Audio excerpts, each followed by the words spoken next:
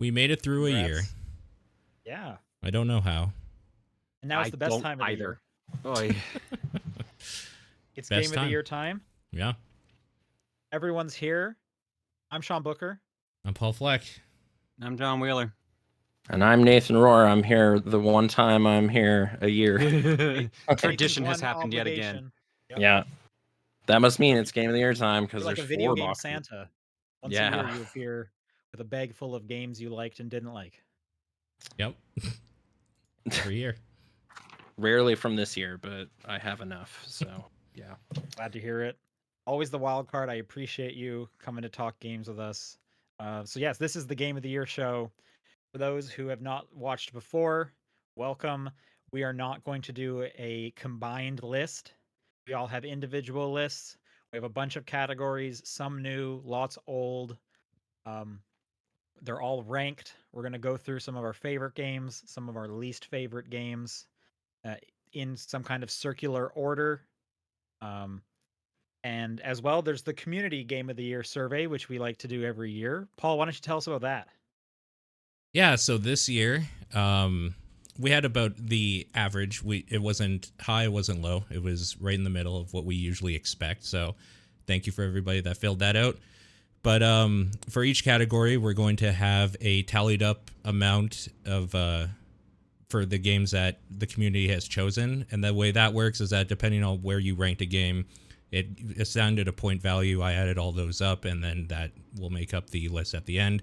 Because of it, a lot of you chose a lot of similar games. So some categories have like in the third spot, there's like 5 submissions or something, and we'll go through those accordingly. But Right. And as always, at the end of this, I will make that sheet available with all that stuff to the patrons, so you can read all that stuff.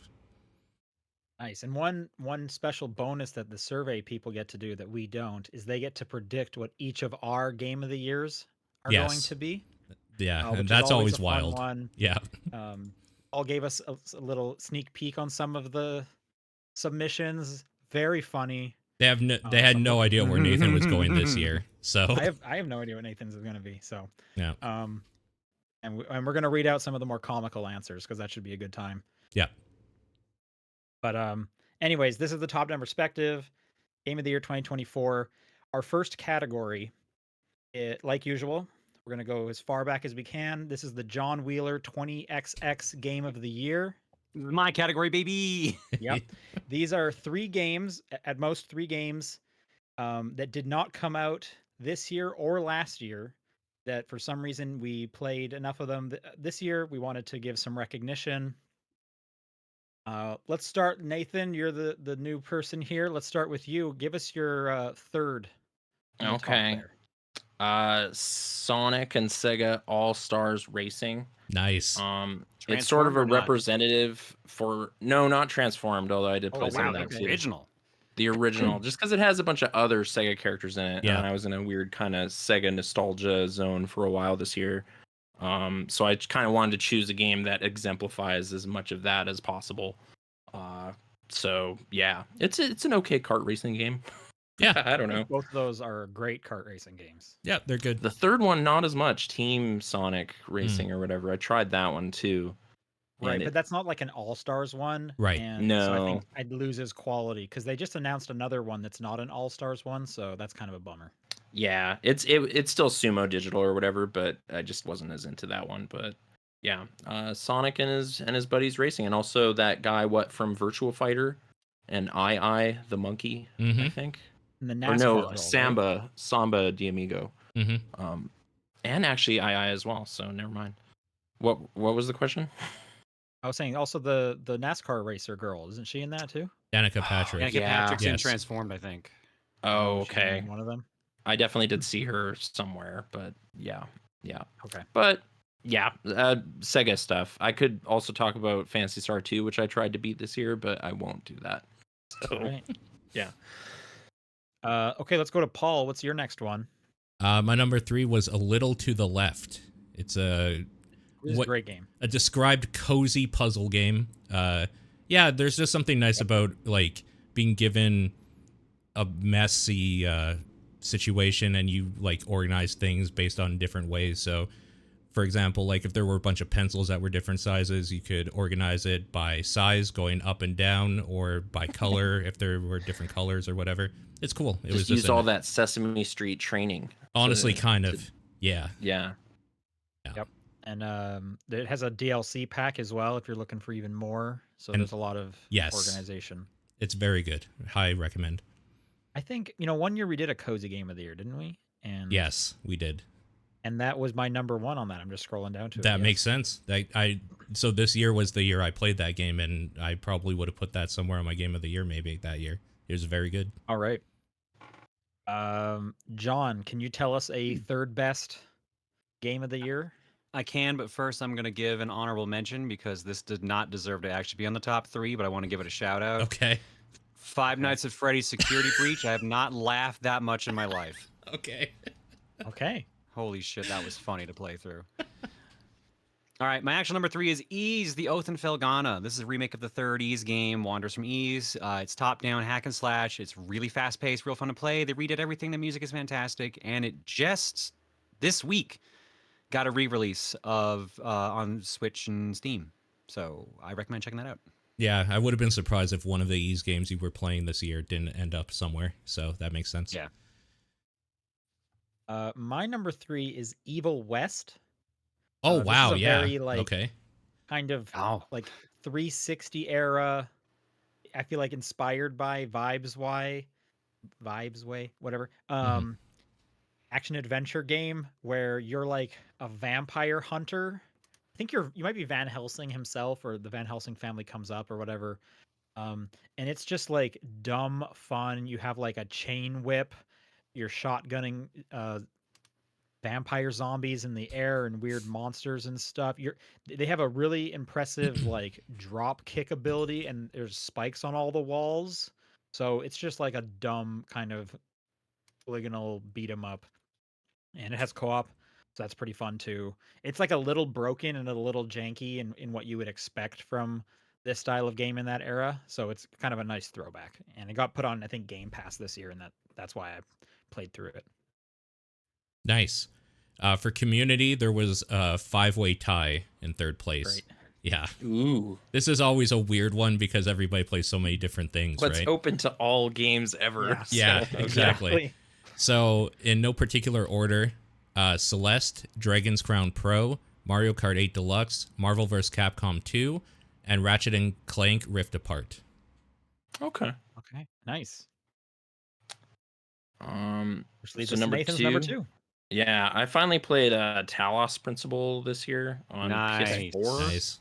That's fun. It's a good 3D puzzle stuff. I think I technically beat it, but I think I got a bad ending, so I should probably play it again. But it rolled credits, so I felt like I was done and I could walk away. But just weird reflecting beams around and solving mysteries, I guess. If you've played it, Crow Team made that a while ago. I picked up the sequel, but I haven't played that yet. So, yeah. Right on. Nice. So this year I got together with a couple people and we played a bunch of old stuff together. Like we kind of got a group together to do weekly gaming for a while at the beginning of the year. And one of the games that we all fell back in love with was Castlevania Harmony of Despair, because that game is incredible, and it's even better when you have a solid group to play it with every single week. That is the multiplayer Castlevania game for anybody. Was that like 360 era? 360 PS3. Yeah, that was that one. Oh, I think that okay. might have been like a Summer of Arcade game Which that game? came out. It might have been. Harmony of Despair. Yeah. Yes, It might have been, Okay. yeah. it was. But yeah, it was cool. Especially because like I think a couple of us actually like dug out their old 360 because that's the only way they could play it. I used the Series S because of the backwards compatibility or whatever. So it was just kind of cool that like we were playing a 15-year-old game all together. It was good stuff. Right on. Okay.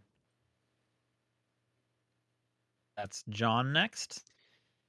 F-Zero GX. I finally finished the story mode last year. Nice. That was so hard to do. But I got through it. I finally beat the majority of the cups, unlocked the Diamond Cup, and I was actually pretty close to fully unlocking everything in the game. But it's just, it gets ridiculous at the end, the difficulty. So and they reduce your life count on the higher difficulties, which you need to do if you want to unlock everything. So someday I'll fully finish that, but I got a pretty good experience out of this. So That rubber banding Okay. didn't take you down, huh? oh my god! It's So you so build your own bad. custom ship. That's the way to win, is to build a custom ship. Oh, And there's a okay. specific one that's really good, and that's the one I'm using. Hmm. But like, you don't get any proper cutscene for ending when you get it, but it handles like Oh. all the super sharp turns, everything really well. Problem is, end game, most of the tracks don't have walls. Right. Yeah. So Okay, good. Yep. All right, my number 2 is The Case of the Golden Idol. Nice. I've been wanting to play this for a while, and I kind of really pulled the trigger when the second one got announced. I can't even remember the name of it right now, but that came out this year. This is a really cool like deduction game. If you like Curse of the Oberdin, games like that, Duck Detective is a kind of a watered down deduction game. But yeah, it's cool. It's got some like weird humor as well as some like kind of serious undertones of kind of the goofy supernatural shenanigans going on. It's just put together really well with some fun puzzles.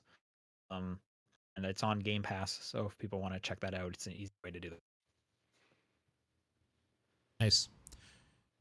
With that, the community number 2 was a 3-way tie Okay. between Disco Elysium: The Final Cut, Final Wow. Fantasy VII: The Original, and Fortnite.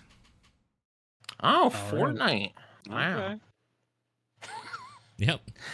My number 1 just creeped on there. I crossed out a different game to put it on there. Wow, Super okay. Hot Mind Control Delete. Nice. Yeah. Ooh, yeah, The there you kind of go. infinite one. I was playing that on Series S, and it's amazing. It's great. You can just play Super Hot forever, and there's all sorts of powers in it.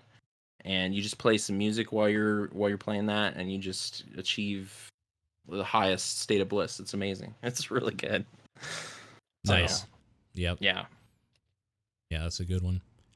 My number 1, again, this is what started us forming a little group to play games every week. Is we were playing Dragon's Crown Pro through from beginning to end.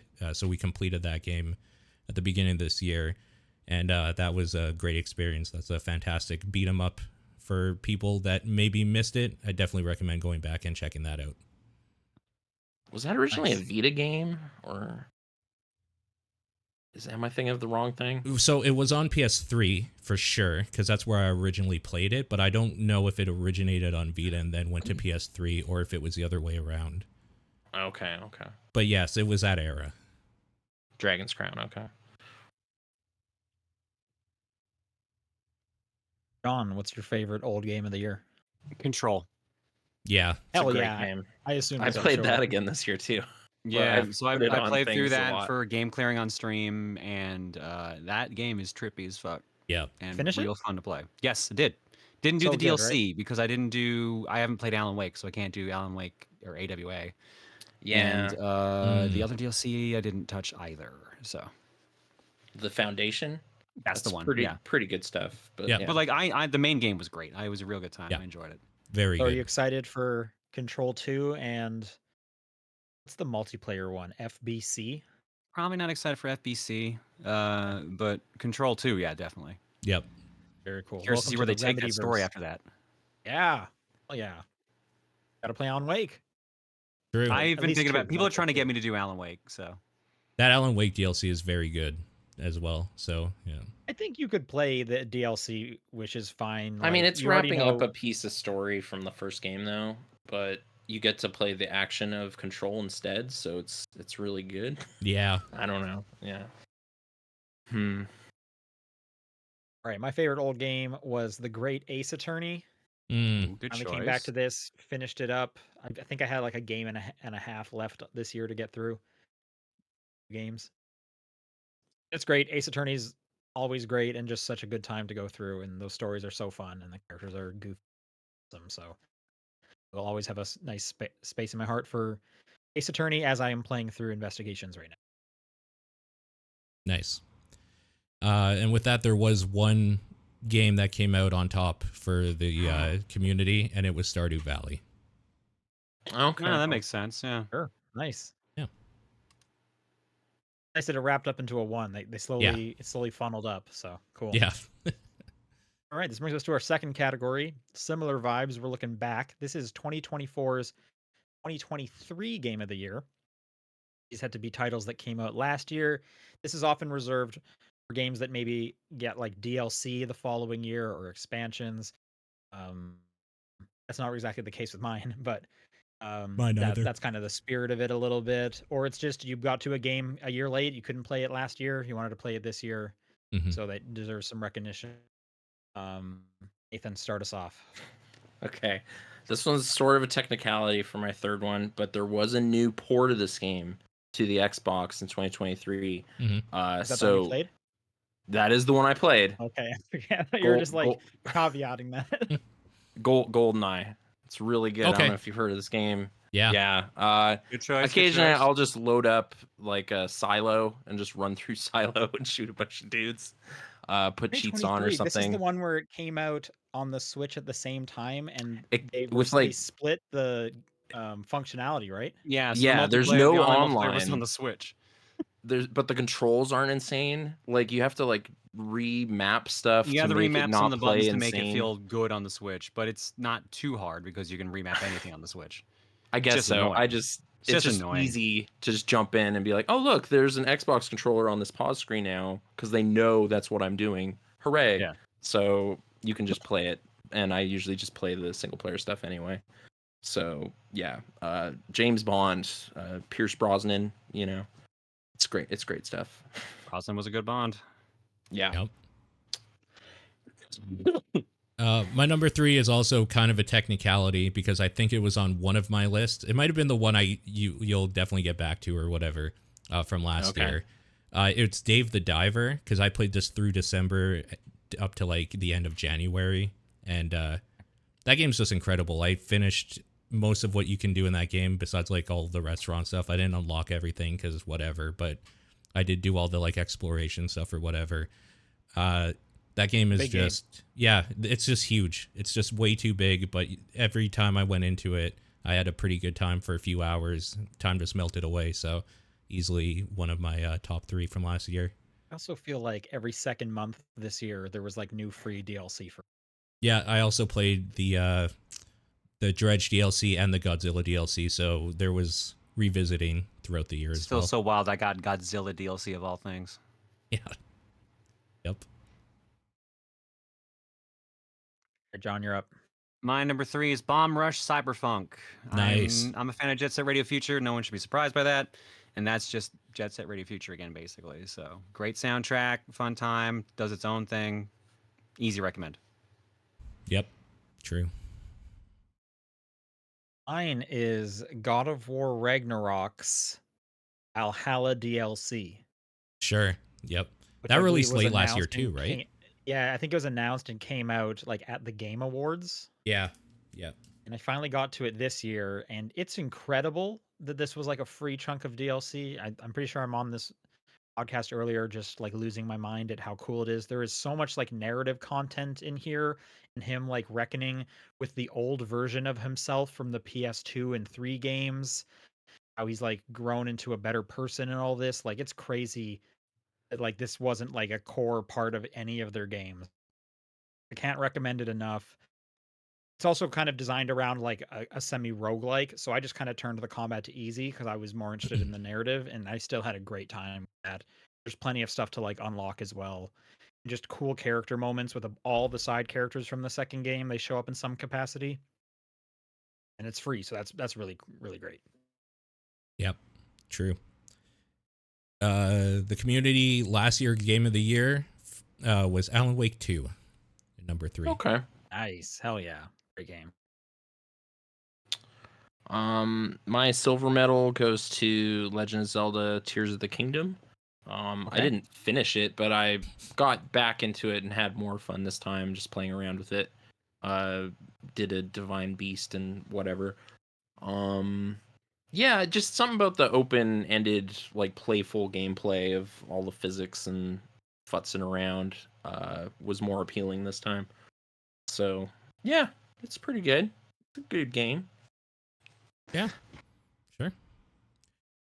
My number 2 was Payday 3, because this is the year they put out a couple big updates that changed that thing with basic functionality that they should have had from the beginning. Unfortunately, it isn't higher up because that game is dead. So it was harder to find people to play with. But when I went in solo or whatever, which I like playing solo every now and then anyways, it was a pretty decent time. It's too bad that it took them this long to do basics functionality like a lobby system. Like just basic shit to play that game with people. Yeah, but they did it. And even though people aren't coming back to it, it's decent now, I would say. People still playing 2, or did they just give up on People Payday? are still playing 2, and they are still supporting 2. So they're kind of aware of where the Their wind is own blowing. worst enemy? Yeah, Yeah. that's weird. Yeah, But, I bet that's okay. a weird position to be in for the studio. surely. Yeah. Right, My John. number 2 is Void Stranger. Yes. Good choice. Excellent game. Even if it's just block, it shows itself as just block puzzle moving, and then it just goes off the fucking rails. Yes, it does. That story is incredible. I think this was on one of your lists last year, wasn't it? It was on my Game of the Year list last year. Very nice. I'll be blunt. I think all 3 of my games on the list are from my Game of the Year list last year. All right, well, there's a good reason they were on your list. Yep. My number 2 is Hi-Fi Rush. I only Nice. gave it another chance and played through it entirely this time. Just in time for the studio to get closed. So Mhm. Yeah. maybe by not playing it, I was keeping them alive. I don't know. Who's to Yeah, say? you broke it. Truly, You're you are right. the hero here. Well, I mean, it's back. They bought the IP. They got this. They got the IP. So who knows? But yeah, Hi-Fi Rush is a cool game. That second last mission is my favorite one. Trying to remember it. Is that the ape boss? I think so. They're like climbing up a giant Yeah, kind of okay. boss. Yep. Yeah. That's a good one. And the community number 2 was aligned with Nathan. It is Tears of the Kingdom. Okay. Yeah. There you go. My gold medal goes to Insomniac and their Spider-Man 2 game, Marvel's Spider-Man 2. We got a PS5 last year, and it came with it, and I just decided to jump in there. I hadn't played the previous ones, but it's fun. This is the only one you've played? I have since gone back and played Remastered, but I haven't played Miles Morales yet. So Okay. I would That check was that Do you out like too. more the first Spider-Man or Spider-Man 2? Spider-Man 2. I mean, it's just I think it was Interesting. just like that deluxe big budget, like, oh wow, look at all these assets that are just being frivolously thrown about for my enjoyment. Sure. So yeah. And Tony Todd, man, he was pretty great as Venom in there. So I guess fond memories of him. But yeah, Yep. it was quite an experience. Big budget action gaming. So yeah, fun times. Great game. Yep. You should definitely check out Miles Morales as well. Yeah, you That's a definitely. I great keep one. hearing that that's secretly the best one. So I think yeah. that's my favorite just because of how quick the pacing is. That story just And it's keeps short. going. It's much shorter too, but it still doesn't like go too long. Yeah, it's good. It's very good. I got the platinum on 2 though, which is very rare for me. Sure. I definitely did a bunch of collecting and stuff in that, but I don't remember if I did everything. Mm. But anyway, I keep waiting for. I kept assuming there would be a big DLC or like I think they like said a they're not follow-up doing game. DLC for it. They actually said they're not Yeah. going to do that. It's a shame. Yeah, I was kind of every Sony event. I was like, I mean, oh, they're they're probably going to busy show me working some on stuff. Right? Wolverine, anyways. Yeah. Yeah. Yep. Mysterio was kind of fun. I don't know. It's pretty But yeah, great. Yeah. My game of the year for this year is Yeah. Venba. I played that somewhat recently, and I was actually blown away at just how well that story kind of presents itself. I really It's enjoyed cool. that. Great art style. Yep. I remember when I was at the IGF Awards this year, that thing won like 3 times stuff. Deserves it. Oh. That's an incredible little story that they put together. Great, Canadian too, so shout out to that. Yep. True. My number 1 is the same as my number 1 last year. Armored Core 6: Fires of Rubicon. Nice. Whoa. I just like blowing stuff up as a super fast mech. Yep. Fair. How dare you? And my number one for last year is Once Upon a Jester. Okay. Yep. This game is just it's a student game. I think it won like best student game at the IGF, the same one I was just talking about. It's super funny, just utterly charming and delightful the whole way through. Really fun characters, just goofy plot. I think it's like if you kind of like the humor of like Adventure Time, you'll probably be into this. Or like the Muppets, you'd probably be into this too. A lot of kind of fourth wall breaking jokes. At one point, they even like put the devs put themselves on a green screen so they can explain one of the jokes to like drive a joke home in the game. Yeah, it's just really good. And then there's also songs in there that are just kind of delightful and stuff. Just completely charming. It's like an all-timer game for me. Through it. Nice. Knowing what games came out last year and what got a lot of talk, can any of y'all guess what the community game of the year was? Baldur's Gate Yes, 3? it was by a landslide. Yeah. Yep. Nice. Yeah. Makes I sense. just hadn't Well played deserved. it enough to make a case for it this year, but it seems pretty great. That game is I don't know. that game is arguably too big if you're not ready to just jump in for a long time. I did a couple sessions, yeah, and it's like, oh, this is really serious. Like, I need to like Yeah. commit to what I'm doing here when I do stuff in it. So I got scared. But once you get in there, it's easy to get lost in it. So I get it. Yeah. All right. Well, we've talked enough about good games. Time to talk about some bad games. This is our disappointment category. This isn't necessarily like the worst games that came out, because no one played the worst game that technically came out. That's probably like a random porn game on Steam. But this is a game where it, in a negative way, our expectations were not met. We had maybe high hopes for it, and they were crushed in some way. So with that, Nathan. Yeah, Number 4. like this feels bad, but I guess that's the nature of the category. Like Turnip Boy robs a bank. That was just- on my list for a bit for this one. Yes. Wow. Yeah, it's really I- not that good. It's just they focus on like really repetitive kind of roguelike-y gameplay this time instead of just like a bunch of fun gags. Mhm. Yeah, And my main issue too was I played through all of it until the final stage where they ask Yeah. you to play all of the stages without dying, like back to back. And at that point, I was like, no, I don't want to do do that. Yeah. Yeah. Like I just thought the like tax evasion was such a breezy, hilarious time. I had a really positive experience with it. And I think there was like a train or something at the end of that game that you repeat and can do stuff in. And Like they an kind endgame of thing, zeroed yeah. in on that Yeah. and made that the thing. And I don't know. I just at some point I felt like I was like trying to force myself through that game and wasn't actually having fun anymore. So it was not a good feeling. So I don't know. Yep. I wish Turnip Boy would just stick to white collar crimes. That seems to be where his like, forte is. So I hope he figures something out with insider training or something Yeah. instead. Because yeah, I he would love shouldn't be another shooting. Turnip Boy game. I hope he hasn't like become a good guy in any way. I want him to keep like breaking the law. Yeah. I just liked ripping every document anyone gave him. Like that's just a funny running gag, and I didn't feel this had anything like that this time. So Yeah. Well, the first one's Yeah. almost like a light kind of Zelda-ish. yeah, game, whereas the second one is like, no, what if we did like a Binding of Isaac kind of top down? Nuclear Throne or something. Yeah, I exactly. don't know. Yeah. Yeah. Little joystick shooter. Mm. So Uh, yeah, Turnip Boy. For my disappointing number 3, even though I enjoyed parts of it, I thought Senwa Saga Hellblade 2 did not hit the mark for me in any way, and I loved the first one. Is it not Like- similar, or is it too similar, or what I just would find the be set pieces aren't as strong, and I think the writing is terrible in it too. It's well acted, Okay. it looks great. Like aesthetically, it's very good, but there's just no substance I cared about in there at all. Okay. All right. I again have a shout out, honorable mention, and that is Mighty Morphin Power Rangers Rita's Rewind. Dude, I heard this was so Oh. bad and I didn't buy it.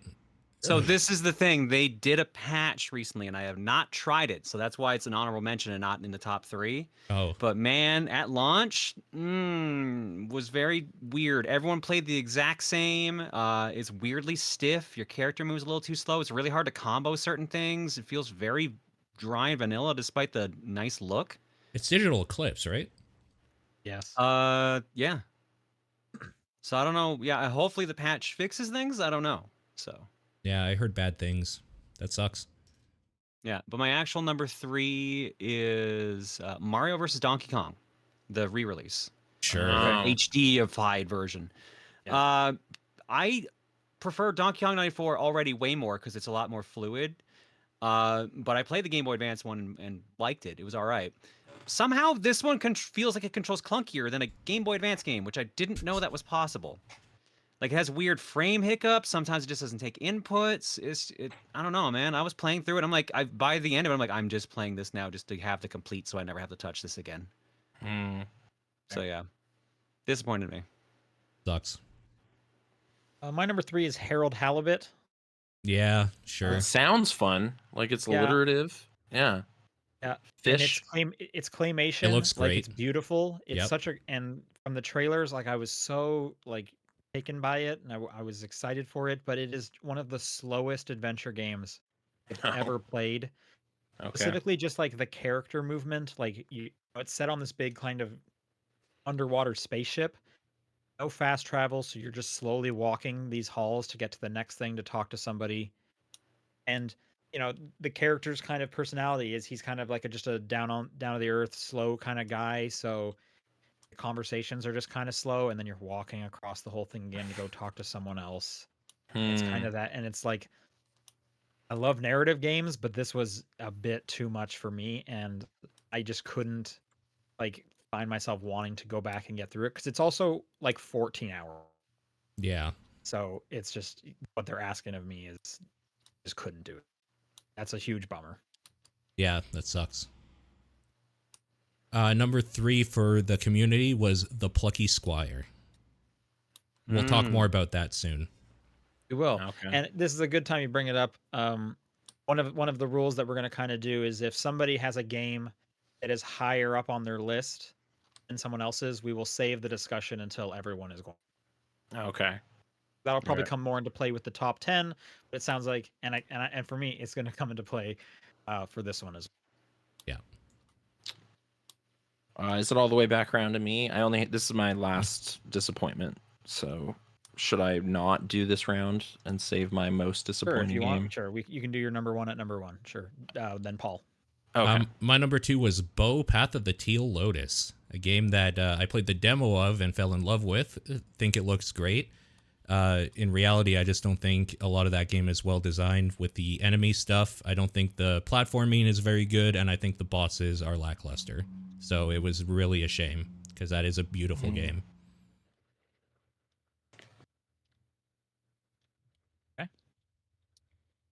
John. Oh, that went fast. Sorry. My number 2 is Nintendo World Championship NES Edition. Yeah, sure. I thought this would be number Yeah. 1 almost for you, to be honest. You might be surprised on the number 1. Yeah, like I don't know what they were thinking with this. Genuinely, Yeah. like straight up, it's just like this is just a worse version of NES Remix. Like I get they decided to focus on like the speedrun leaderboard aspect of it, but it just really does not hit the way they thought it would. It just feels Yeah. like a kind of a wet fart. Yeah. Like I basically I finished all the challenges. I'm like, okay, well, don't ever play you again. Bye. This sort of seemed like it should have been a Switch Online like free game, so there'd be a community. I don't know about Switch Online free game, but like a $10 game, sure. Yeah. Mm. I think Just it was kinda- cheap unless you bought the physical collector's edition or whatever it was. So didn't it have like it didn't have like leaderboards? It had leaderboards for some of them, but I forget if it only showed like the top 10 or only your friends or something. It was some weird thing. It was like there's Oh. like an online mode that you could always like do that had like this is the weekly challenge, like see how you rank. Okay. But the Man, I majority of miss the content Mario 35, dude. has no compare to your friends or like a leaderboard. But Mm. yeah, that's crazy. And like Nintendo hasn't like said a thing about this, so they've like kind of forgotten about it too. Yeah. Hmm. My number 2 is Suicide Squad: Kill the Justice League. Well, Yeah. that's on my Interesting. list. I have it in a different category actually, so don't worry about it. Wow. Okay. Well, Nice. we'll talk about that later. But I thought Suicide Squad was very disappointing. Yeah. It's Rocksteady. They're like top tier game developer. Like holy smokes! And I will say, I probably like Suicide Squad more than the average person because I think the story is awesome. There are some extremely cool cutscenes and things that happen in there, but Okay. playing it just sucked. It's the shit It in was so between. Which boring. character did you focus on? Because like I I kind of was found one of them. who? Oh, I was Captain Boomerang.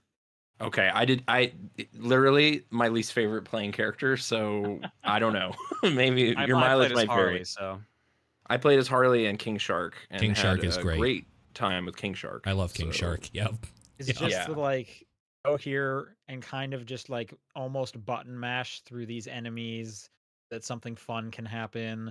Like Yeah. every time when it was like, all right, time to pick a mission, it was like, well, it says I could try the boss. I'm not powerful enough yet, but like it would be cool if I could just keep going through the story and not Yeah. having to like grind. And I don't know, it was giving me like flashbacks of Gotham Knights. Um, but like I think Gotham Knights is worse because I don't think the story in Gotham Knights is interesting, but Suicide Mm. Squad at least has an interesting story.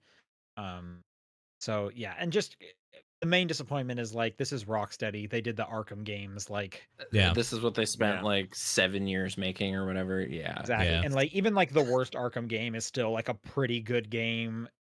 Just what it like you could just see that they had to be like make it more live service, make it more live service, and it was like please stop, like it's already dead, please stop. There's like 9 different currencies in that thing. I don't know what any of them do. Yeah. Yeah. Yeah. Yeah. I would say that would be like an honorable mention for me because I was kind of hoping that it was going to be pretty great. And I thought parts of it were kind of great, but the in-between stuff, like you're saying, like I just didn't want to play the stuff in between to get to the stuff that I liked a lot. So, There's a part where that involves Flash and Lex Luthor. It was so like fucked up, but so cool at the same time. There's also a part with Wonder Woman near the end, which was also fucked up, but also just like there are like stakes in this game. Hell yeah, this is awesome. sure. I would love to read this comic. Sure. Yeah. Sure.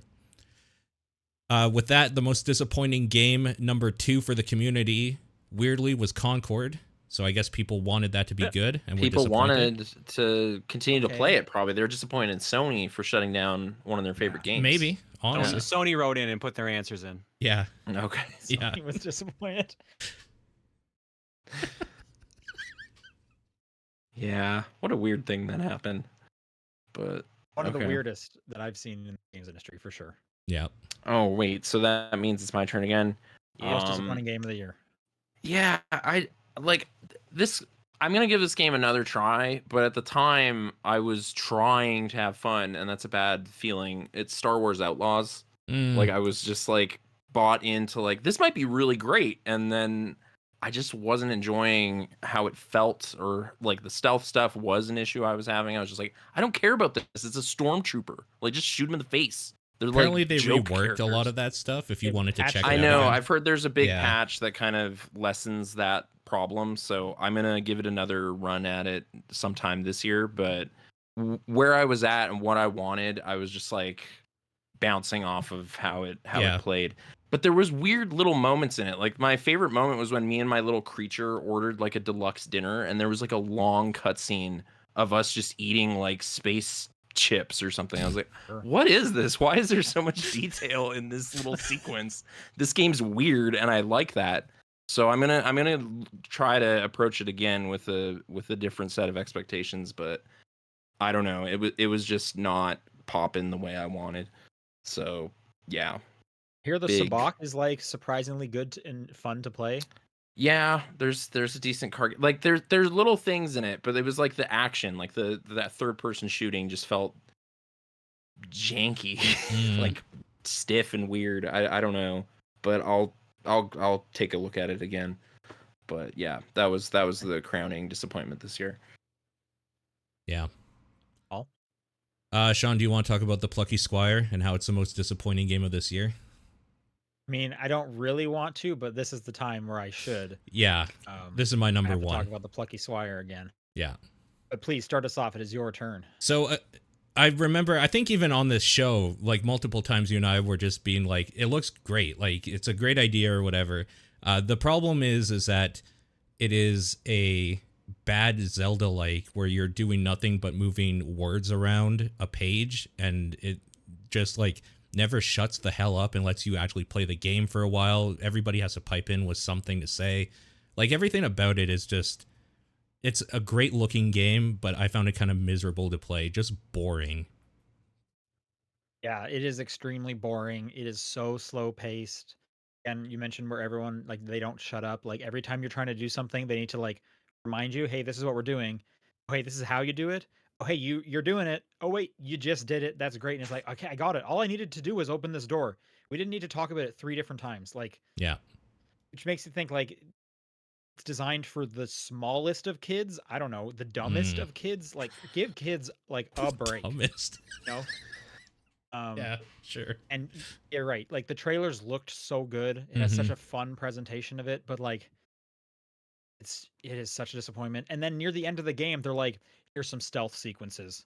Some auto fail stealth sequences. I know you want to wrap this up because you've been bored for 6 hours, but here's 3 back-to-back auto fail stealth sequences.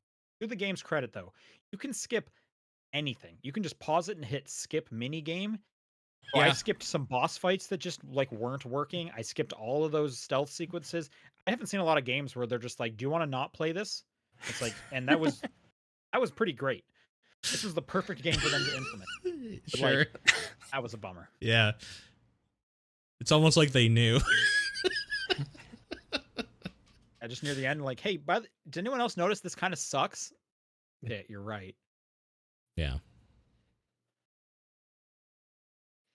My number one was already said. It was Suicide Squad Kill the Justice League. Oh, you should have mentioned that. Before we talked about I it. did Fair. say that out Oh, loud. I'm sorry. Sorry, I'm Yeah. sorry. But you basically said everything I had to say about it anyways. Like it just how did Rocksteady of all companies put this out? The gameplay loop sucks. The storyline's fantastic, which is what I would expect from Rocksteady at least. Mhm. But like, yeah, no, I just had zero interest in the gameplay loop once it got there. Like it didn't like why is it a fucking looter shooter? Why? It does not need that. Wasn't it Conroy's like last performance as Batman? It is as Batman. Well, Ugh. like in a video game. In a Yeah. video game. Yeah. Oh, I thought it was his last one. Period. No, there was a Crisis in Infinite Worlds movie that came out Oh, that okay. had him in it. Okay. That was his actual last one, or last one released. Yeah. Wait, which character did you play as? Did you say? Harley. Yeah, okay. Nice. Her little Yep. glider thing, and yeah. Yeah. Mm. You know, that's another thing. Thanks for reminding me. Getting across the city sucked. Yeah. Uh, Yeah. See, King Shark can just jump really good, so it's He kind of does. like I Hulk or appreciated something. King Shark when I played him, but I'm just like, Yeah. Yeah, Captain yeah. Boomerang literally gets access to the Speed Force. And it sucked. He just kind of like warps really short distances, and then I have to fall for a while so that I can reset the warp. At least in Gotham Knights, they gave me a motorcycle. And I could like fast travel and like glide or whatever. Yeah. yeah. Gotham Knights felt more like a Batman Arkham game than Suicide Squad Kill the Justice League did. Yeah. Mhm. I guess it is a weird shooter, but I have a soft spot for those, so I'm gonna bring it up in a different category. That's fair. All right. But, Yeah. The We most said my number one, that was Plucky Squire. sorry, yep. The most disappointing game for the community was Princess Peach Showtime by Double number Oh. 2. Wow. bit I'm there, actually a little too. surprised on that. I wouldn't be surprised that was in the top 10 for the community too. I don't remember, but it this is- might be. Who knows? I don't remember. This was on there for a little bit for sure. Yeah. All right, we're gonna do the inverse of this category. This is now surprise, best surprise of the year. So kind of something you had like no expectations for, or maybe even low expectations, and for one reason or another, this game surprised you in a positive way. It was good. You're excited about it now. Let's start this off with Nathan's number 3. Well, the best way to introduce this is like Suicide Squad Kill the Justice League. It's a fun surprise. I think because I had inundated myself in like all the negative coverage about it for months, and then got it on sale like way later. So I was like, I'm actually, I don't know. You put on a podcast and you jump around as Yeah. the Shark Man and shoot stuff. I'm having an okay time. And the story was engaging more so than I expected. That was the element I was like, this is gonna. I don't want to kill Superman. But then it's like, no, I do. He's a real problem when he's corrupted by Brainiac or whatever. So I don't know. I kind of had a pretty surprisingly positive time. So I wanted to kind of couch this as like Redfall presents Kill the Justice League. As Sure. like the questionable shooter that I had a weird affinity for this year. Okay, there's always Um, one. Got it. Yeah. So I had an okay time, but I understand why it failed and all the problems, but I at least found a character I was happy to play. So, yeah. And I maxed out 2 skill trees because I played through the whole game as Harley and then did it again as King Shark. Played through this Wow. game twice. Smokes. Or at Okay. least I kept playing because they kind of want you to keep like multiversing it or whatever. Like it's just like, oh, so you could save a different universe. And it's like, I don't really want to do this again with a different coat of paint on the world, but okay, I see what you're trying to do. But yeah, so yeah, King Shark. This is also like the only piece of Suicide Squad content I've ever involved okay. myself You didn't with. even watch any of the movies? I haven't seen any of the movies or anything, Wow. so this was just James like Gunn one is very good. Yep. I've heard Yeah. that, but I just chose this as my ambassador for that whole concept. So I Well, don't know now that I'm thinking about it, you would like the first Suicide Squad movie more because it's just more based like on- this. 'cause Yeah. it sucks. Okay. Yeah, I like Just that there's bad kind stuff. of an inverse happening. I don't know. Okay. But John Maybe. Cena's in the second one, so Okay. But is the Killer Croc in the second one? no. No, He is in the Shark first. is. King Shark okay. is, yeah. King Sh- And he's voiced by And Sylvester Stallone. Stallone. Yeah. So, all right. Well, we'll see if I continue down any Suicide Squad path. But I had an okay shooting time with this game. So yeah. Alright. Nice. Speaking of okay shooting time and just all around surprise, that Deadlock game kind of came out of nowhere, and Sure. that was a surprise. was a Definition weird of Valve made a surprise. game. that was a weird like. This is in like a closed friends and family only thing, but you can invite anybody on your friends list multiple times, so everybody just had access to it, basically, kind of. Basically, yeah. And also, I think the surprise was I was thinking like, oh great, another Overwatch clone, and it's actually just a Dota clone in third person. It's a MOBA. It is a MOBA. Which is pretty great. Like everything about that was like, oh weird, and I enjoyed my time with it. But It took me about an hour or 90 minutes or something. It's like, wait, Valve is making me play a MOBA. I'm uninstalling this. I can't do this. But yeah, it seemed good for one of those, I guess. But yeah. So yeah, everything about that was surprising, and I enjoyed it a decent amount more than I thought I would. So yeah, that's a weird thing that happened. I took an inverse on surprise because I listed Lego Horizon Adventures as my number 3 because I'm surprised this exists. Sure. Yeah. Okay. Yeah, it was Yeah. a weird pairing of things. Yep. Yeah, no, I don't know why this exists, and like it wasn't even done by the Lego team. It wasn't by Travelers. It was the actual like developers of Gorilla. Horizon Adventures, right? Yeah. I don't know why this exists. Sure. Surprise. Yeah, it's pretty. I mean, they did make the Lego set a couple years ago, so there was at least Yeah. a. There's sort of little precedent. precedent, but like you could say, where's Lego Super Mario? Because they've made a bunch of Nintendo stuff. Fair enough. I'm sure it's coming. I know they announced the Lego Game Boy today, so All that. Yes. Yep. Okay, my number 3 is Neva. Okay. Yeah. The big surprise here is I wasn't expecting it to be bad or anything. I like Grease. I was not expecting this to be the prettiest game I've ever played in my life. Whoa. Yeah. It made you put a background on your desktop. I have a background on my computer now for the first time in decades of just screenshots of Neva. It is so good looking. I had such a great time with it. I think it's like the perfect length. They keep changing up the art style. There's fun little new mechanics in there. Neva's really incredible. Yeah.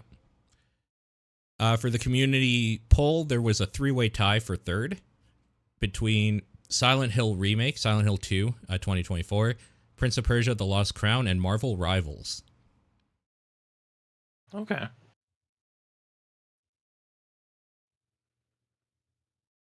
Nathan, you're Nathan. up. Number 2. Oh wow, yeah. Sorry, I just went away. Web fishing, which is a good state of mind Oh, for okay. that game, is just to kind of zone out. It's just a totally chill thing. It's really great.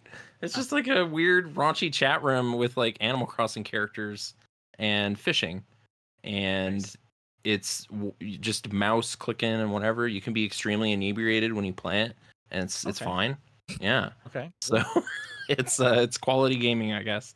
I had it just kind of bubbled up in the ether, and like I checked it out for, what is it, $5 or something? Yeah. Yeah, just a fun little thing, fishing, and weird creatures. Sure. So yeah. The first time I saw it makes me wish Animal Crossing evolved a little bit, but I don't know, because allow like there's fishing no and chatting? chatting. Yeah, chatting. Yeah. Because people are Well, going to and- say horrible things. It's like, that's fine, Nintendo. Who cares? Like, Well, what are did you you talking play about? the Wii one where you would hook up the Wii Speak so that everyone in your room can talk? That's to actually the everyone in only other one I room? never played ever at well, all. Oh, there you So go. I missed Yeah, out. Yeah. Yeah. But finally, I caught up with this concept decades later. So yeah, web fishing. Yeah. My number 2 is Slitterhead, because I wasn't sure what that thing was going to be, and I was pleasantly surprised that it's an awesome PS2 era jank fest of a game, and I love it. Cool. Yeah, created by the creator behind the original Silent Hill, who went on to do Siren. It has a lot of the weird DNA from Siren in it. It's just like a weird horror action game with like a bunch of mechanics that don't make sense, really, but they're all thrown together in a way that's kind of interesting, and I kind of like what they're doing with that story. That game, I think, is just very, very good, but also, if you said I hate that fucking game, I would totally understand. I get it. I loved it, though. Speaking of PS2 level jank, Squirrel with a Gun. Sure. Okay. Yeah. Sure. I Yep. thought this was just gonna be some like YouTube like funny moments game like Goat Simulator and stuff like that. It's Yeah. actually kind of fun. It's not too long. It's just real goofy 3D platforming, but also you can do things with like use your gun as a double jump and like Yeah. do like takedowns on guards and stuff like that. It's surprisingly fun as an open world game. Yeah. Did a demo of this at something GDC related, but yeah, just a good name as well. Oh yeah, absolutely. Number 2 for me is Kunitsugami. Oh yeah. This is just a weird game that Yeah. I'm surprised exists from Capcom. It's like a PS2 era, like we're just kind of like making a weird offshoot game. You would think that someone like imported this from Japan because it was just like it's like a Katamari kind of just here's a weird thing that came out of Japan, but no, it's like a totally serviceable like a tower defense action game. Really great art. There's just nothing kind of like it. It's so kind of unique, and that was the big surprise for me. This was my number 1 for all the exact same reasons. I can't believe how much I fell in love with that game. I played it like every night for a couple weeks. I couldn't stop. It was so good.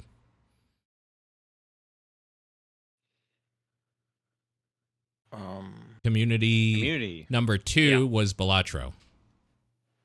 Okay. Great game. I didn't play it. I don't know. I guess it could go on my pile of shame, but I have other things there. So anyway. Yeah, sure. So it's background to number To 1, you, right? number so 1. Yeah. I went with this little game called Mini Shoot Adventures. Yeah, Oh, sure. Aw, hell yeah.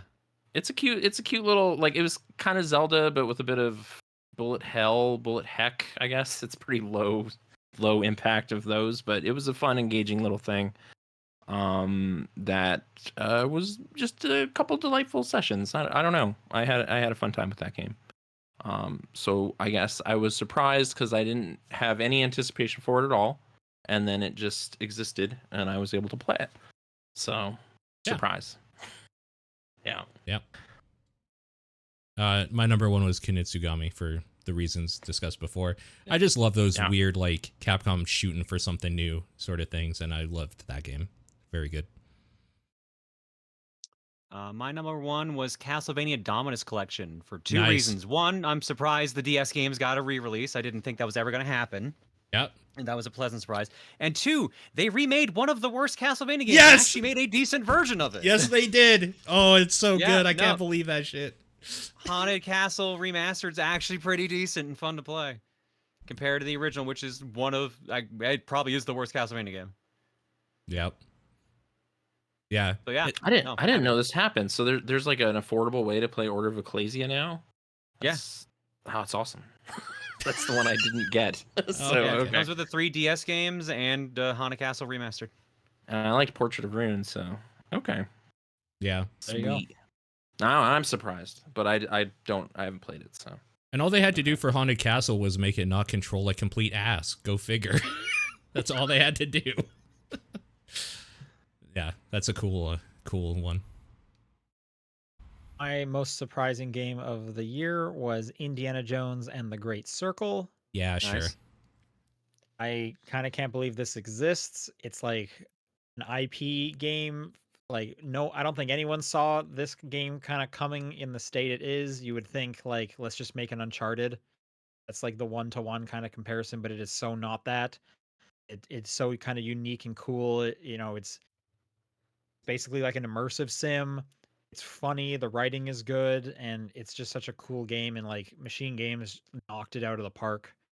As much as I want them to finish the Wolfenstein trilogy, I would happily take some like another area if they wanted to do like an expansion to this or something like that. And Troy Baker does a great impersonation of Harrison Ford. So just really surprising how cool this came out. Yeah, that's a great one. There was 2 number 1s for the community tied. All right. Helldivers 2, and to tie into the next category, Astrobot. Oh, okay. Well, that's a great segue, yes, because the next category is our favorite Astrobot stages. Nathan, I understand you didn't play this game, so you'll be sitting out. Yeah, I played like the tech demo like for Playroom or Playroom. whatever this year, but that's not pertinent really. So I'll just sit back I and mean, listen that game to does rock. Playroom is Tales awesome.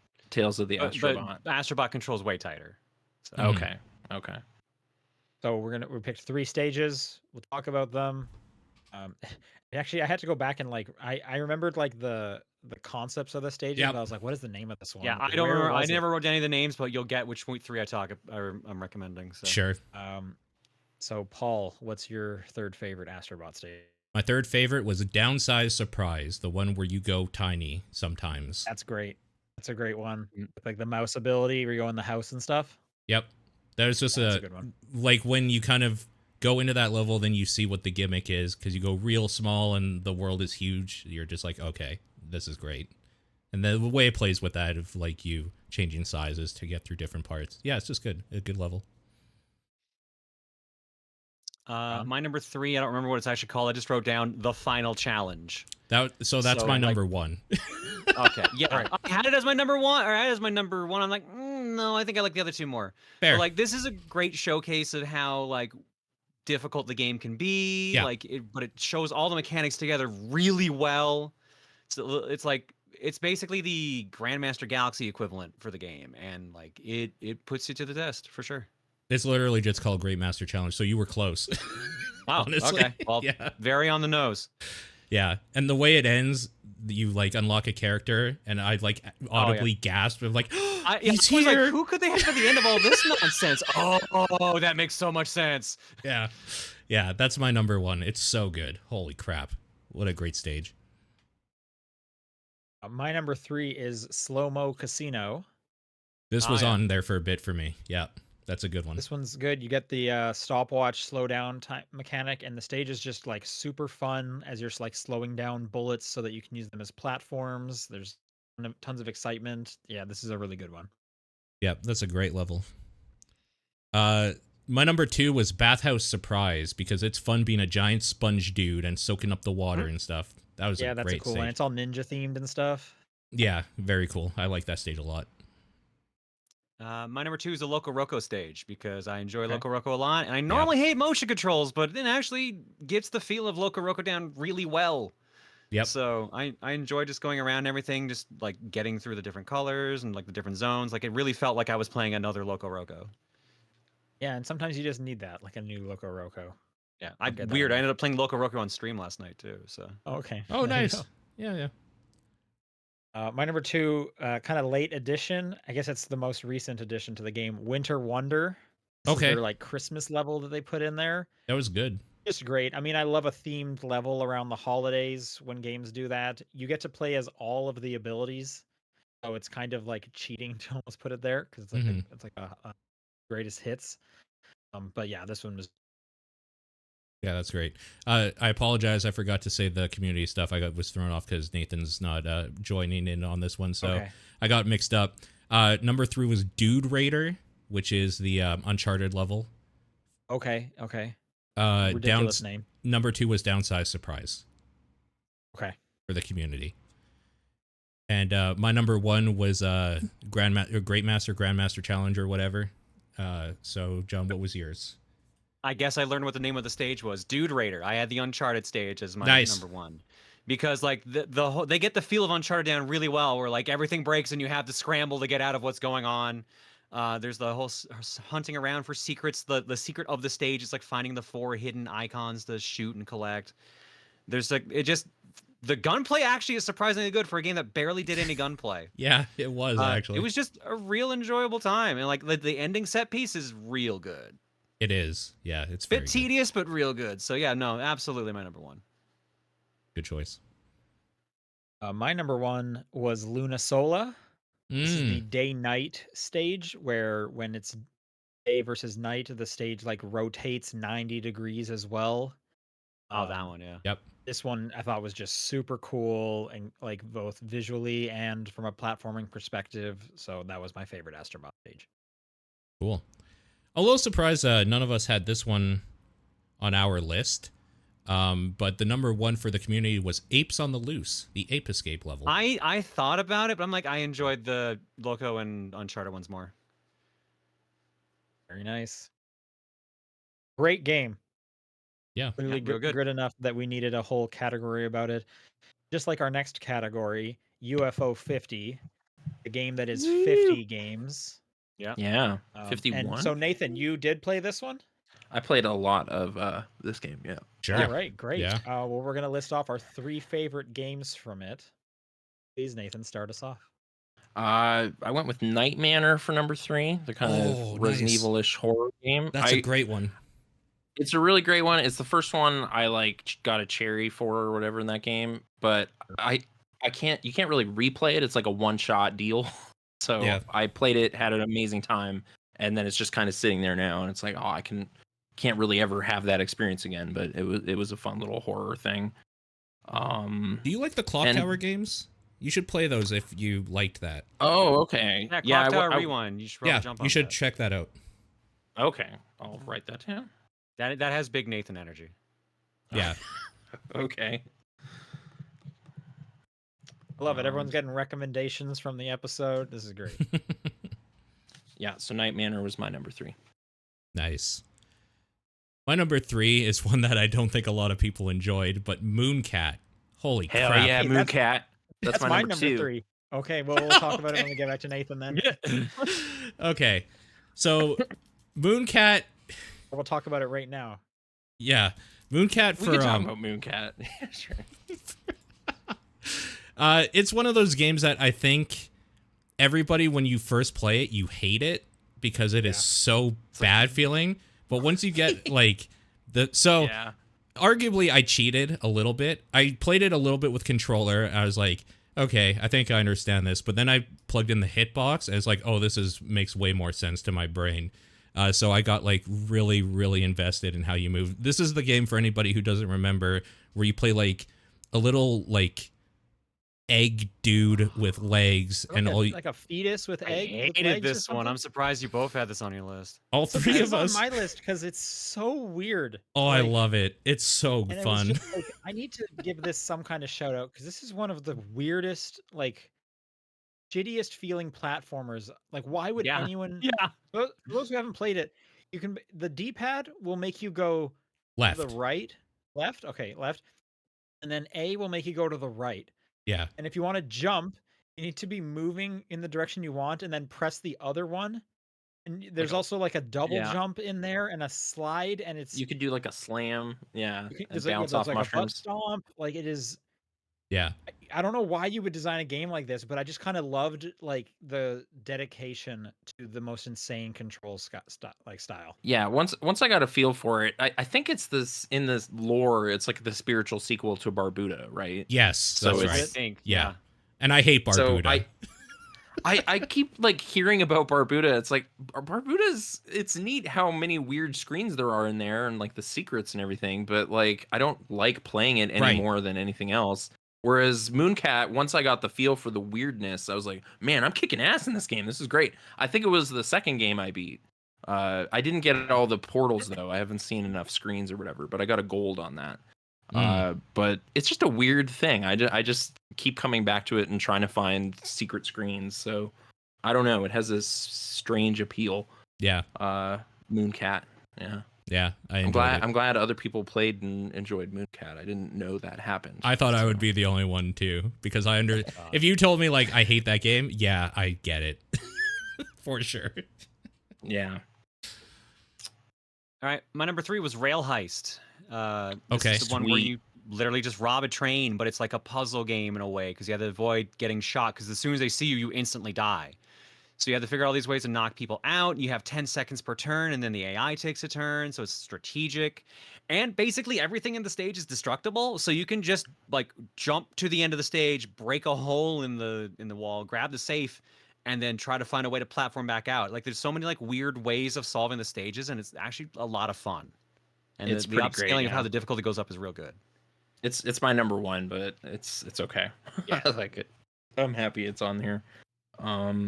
I just like how you're kind of min-maxing your turns, like by just playing it over. It's like, okay, I'm gonna duck behind the thing, reload, pop up, shoot that guy, and then go run over here and hit the switch or whatever in this turn. Yeah. see And then what there's happens. challenges for like doing it fast, doing it without shooting anyone, and doing it without being seen, I think are the 3. I'm trying to remember what they all are. Just But, that like, it's turn-based but has action in it. It was Yeah. just such a weird, cool combination. I really fell for it. It was yeah, tops on my list for sure. Nice. And then there's that little joke about it in that Max and Minnie or whatever. There's like a reference to it, which is cool. I don't know. Anyway, sorry. My number 3 again was Mooncat. I also want to do a quick little shout out here. I've only played maybe 10 of the games actually, because I am playing along with the Eggplant podcast where they are playing one game a week for the next year. Oh, okay. They're much further ahead than I am because they played it when the game came out. But Yeah. you know, I'm playing kind of along as I'm listening to the podcast. I'm only about 10 episodes in. I did, however, I was hearing about Mooncat, so I just skipped to that real quick to be like, why do people keep mentioning Worth it. Mooncat? Yep. But normally I'm playing them in order. So a lot of these games I have not even experienced that you guys are bringing up. But I did want to give a shout out to that podcast because it is kind of really cool book club style going through them with this. And that's a fun way to kind of experience UFO 50. All right, so for the community, this was a clusterfuck, the community stuff, because Okay. of how the point system works. I'm just going to name Is there a tie for 50 games? There's like a 27-way tie for third. First place is 5. I think there's 5 or 6 for second place. Like, so I'm just going to tell you everything that got something.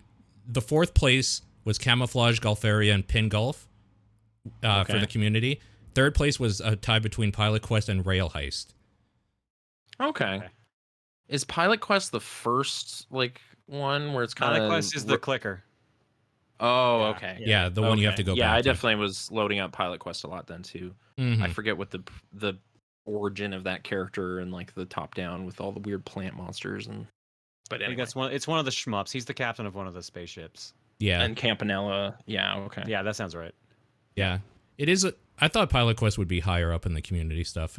Wasn't expecting 3rd place, but yeah, who knew? And there's 50 games. There's Still pretty good. there's a lot of games. There are some real good games in the collection. So Yeah, true.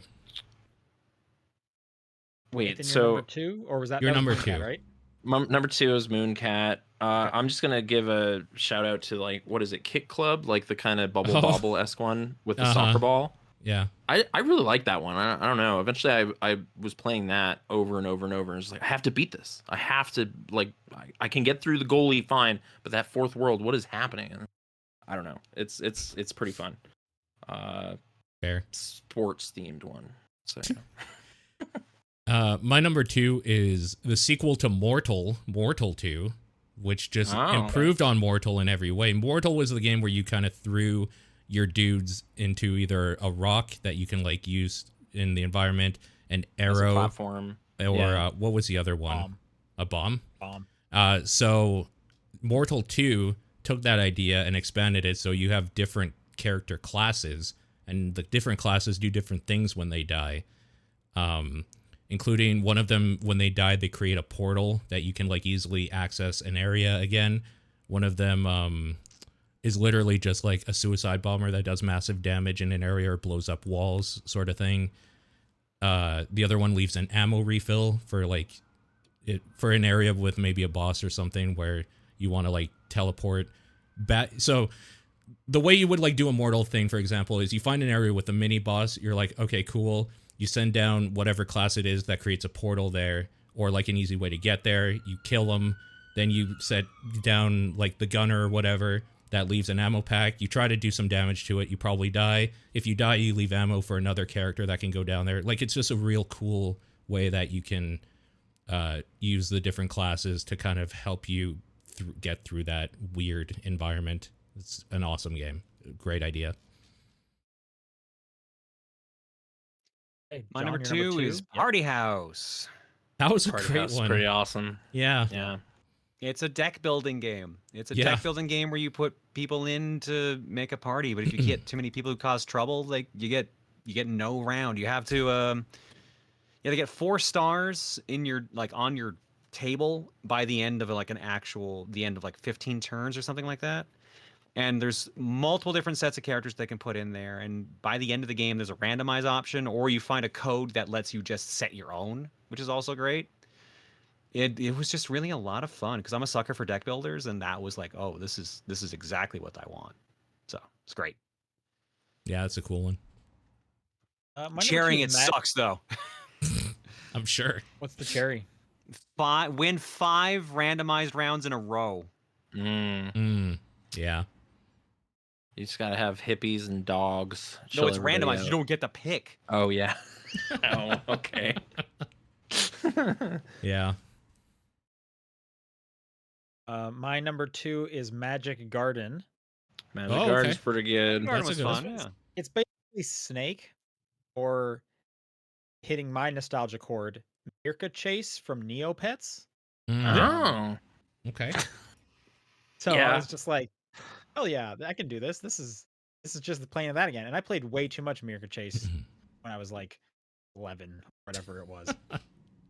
So, and like it's like pretty easy, really quick to pick up. So I was just, and after a few of like some pretty hard ones, like Barbuda, for example, it was nice to just not be like shit directly on Yeah. from UFO 50.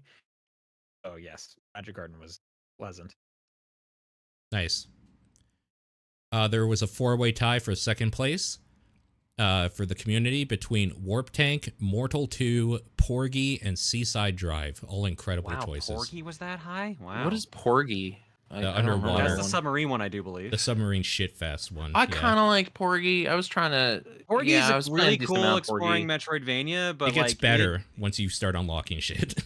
I think. Yeah, But the beginning is rough. It's pretty tedious up Yeah. front. Yeah. Once I started unlocking more powers, it's like, okay, I'm not just dying Yes. a lot.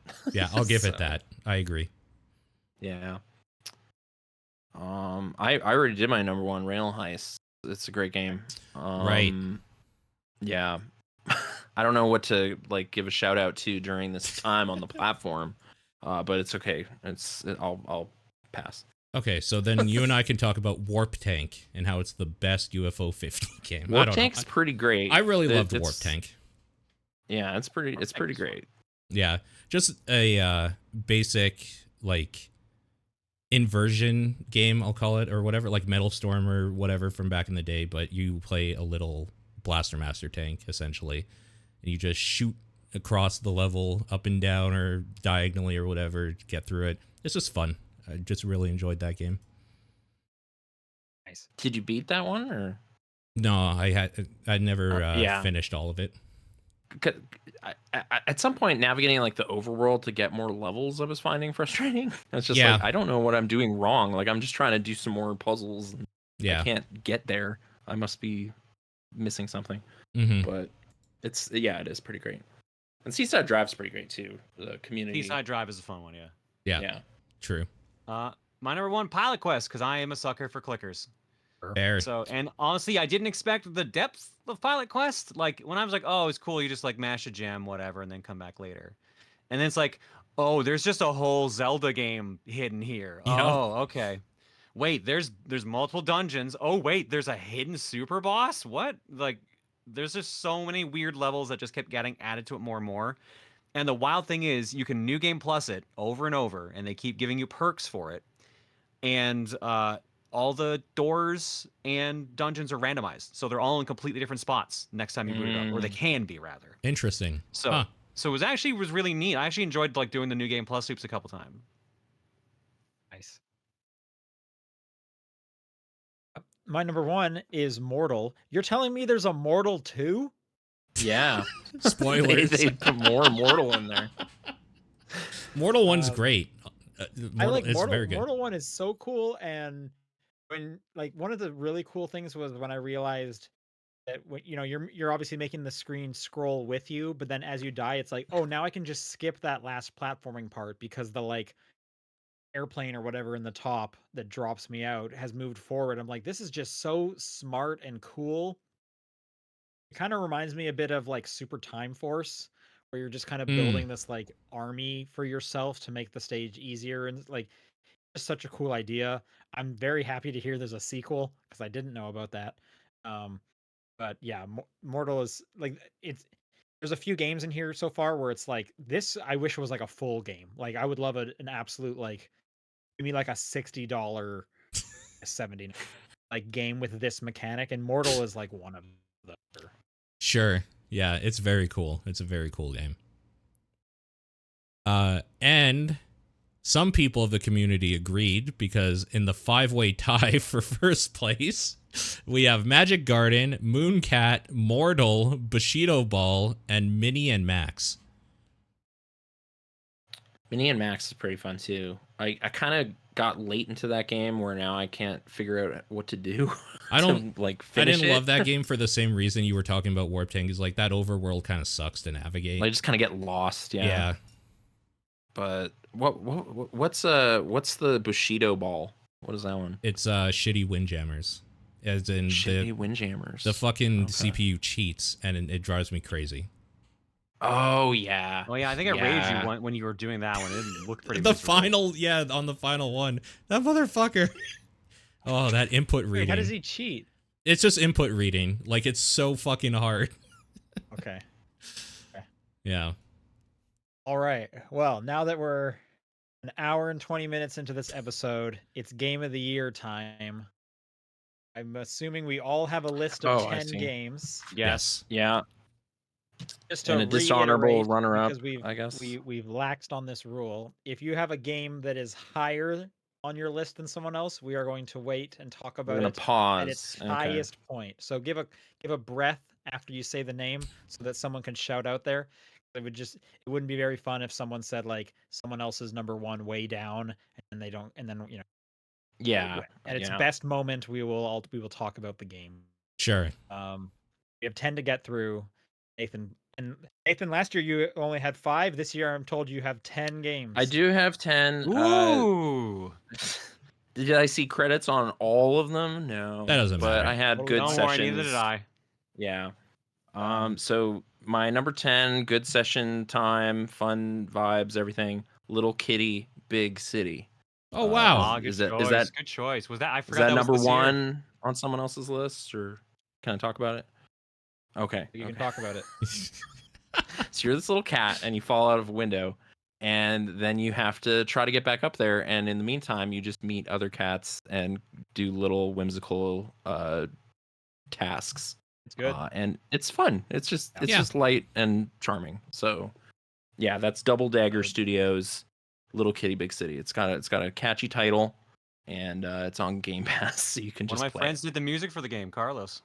There you go. Nice. Carlos's music. Fusion. Insane the Rain Carlos. That's awesome. I'm assuming nobody else has this on their list, but Warhammer 40K Space Marine 2. No. Yeah. I don't have it on my list. So just the continuation from Space Marine 1. Although I unfortunately don't think they went far enough with like weird story stuff that they kind of set up at the end of Space Marine 1. It's just like one of those spectacle shooter things where you get thrown into just an impossible situation, but you're 3 Space Marines, so you're a fucking army, and you are just annihilating everything in your path, and it's so good. Oh my god, it's so fucking good. Everything about that game, how it looks, how it plays, it's just like the ultimate power fantasy. I love it. In a year with no Doom, like new Doom, that's kind of the thing that was the placeholder. That secret level episode of Space Marine was pretty cool. That was awesome. That was very cool. I recommend Space Marine 2. All right, I'll be shocked if no one else has this on their list. Balatro. We're gonna talk about that later. That's not on Yeah, mine. that's what I Okay. figured. Okay. Yep. All right, that's my number 10. My number 10 is Kunitsugami. Not on Nice. mine. Okay. Well, I kind of said my point about it earlier. It's a really unique, like, tower defense action game. I hope Capcom keeps kind of doing these small things. Capcom's just kind of been hitting it out of the park the last couple of years. Yeah. Whether it's a remaster or a new thing or whatever, like, good on them. It was like a budget title, which I'd love to see that. So on Game Pass as well. Highly recommend trying it out just because it's like unique.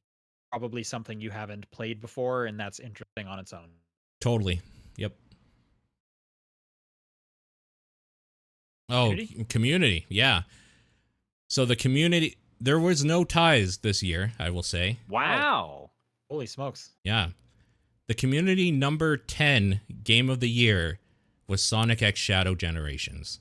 I had a feeling that'd be on there. I'm surprised it's that low, though. That and the next one, which you probably would expect would be on somebody's list, are very close, and it's funny to me. I played the original Sonic Generations this year. Is what's in store for me if I could play this one? Just I can play as Shadow. Or there's 60 FPS Sonic, and then there's an entire side story that's Shadows. It's like 6 or 7 hours of game, and it actually Shadow's like an feels pretty evil good. Sonic, and he has a gun. Oh wow, he has a gun. That's crazy. You can buy the DLC and play as Keanu Reeves voicing Shadow, and he sounds like he has no voice direction. Sweet. There's You also a probably movie didn't. No you notes. go watch. There is a movie in Carrie's in theaters, it yeah. twice. Wow. Okay. I mean, wait, this is the guy from that racing game I played. So I know. Yeah. But anyway. All right, number 9, Arzette, the Jewel of Faramore. That's on my list. Ooh, okay. All right. Nice. My number 9 is surely on somebody's list. Final Fantasy VII Rebirth. We'll talk about that later. Yeah, fair. Okay. I don't think anyone has my number 9. Mario and Luigi Brothership. I do not. I don't have it. Yeah. I was kind of surprised this wasn't on a disappointment.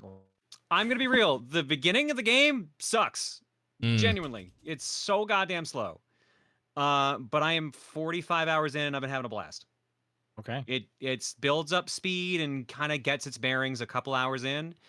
And it kind of keeps picking up speed the more you play it. Like, I'm enjoying the charm of the characters, the way the story's going, I'm enjoying it. Like, it's been an enjoyable, good time. I'm close-ish to the end. I'm at least, I think, around the 2/3, if not past that point now. I am worried it might, like, I'm not fully done, but I am worried it's going to overstay its welcome at the very end. But, like, I'm still having a great time. I'm enjoying the story. I'm enjoying everything else. So, yeah, it feels like playing, like, the old games again. Nice. My number 9 is Prince of Persia: The Lost Crown. We'll be talking about that later. Okay. The community number 9 was Animal Well. Ah, yeah. Great game. I'm assuming I won't get to talk about this right now. Number 8, I have Indiana Jones and the Great Circle. Not on mine. We'll talk about that later. Okay, yeah, Okay. fair. It's mostly because I haven't finished it. It may well rise in the ranks in hindsight, but that's where it is right now for me. So yeah. Sure. My number 8 is Stellar Blade. Oh, okay. So I love Nier games. This is like trying so hard to be a Nier, and it wants to be that so bad, and it has some of those same vibes, but more importantly, that combat is just so satisfying and so fun.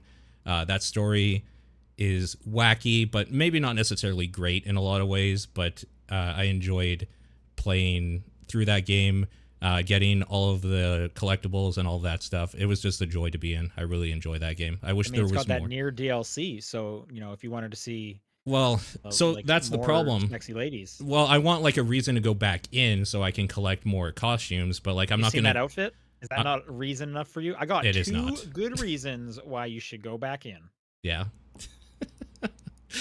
Yeah. Ass and titties. True. Unfortunately, it's not enough for me. If they do like a story content, I will definitely go and see that and probably collect all the stuff that I missed since. But just some like costume DLCs and a photo mode is not enough for me, unfortunately. I really enjoy that game though, and I think it's a shame that the thing it's going to be remembered for is the like overly sexualized characters. But you know what? They did it with Nier, like, and it is what it is. It's just the way it is. Yeah. All right, I think now we're talking about Arzette, the Jewel of Faramore. Okay. Okay. Yeah. Yeah. All right. I love the CDI Zelda games. I don't think they're as bad as other people do, but I enjoy stupid things, and the cutscenes are stupid. I love that Arzette is that, but the main character knows everything is stupid, and just goes and tries to play it seriously while everyone else is being like a muppet. It's so enjoyable. It's actually has like tight controls. It's very forgiving.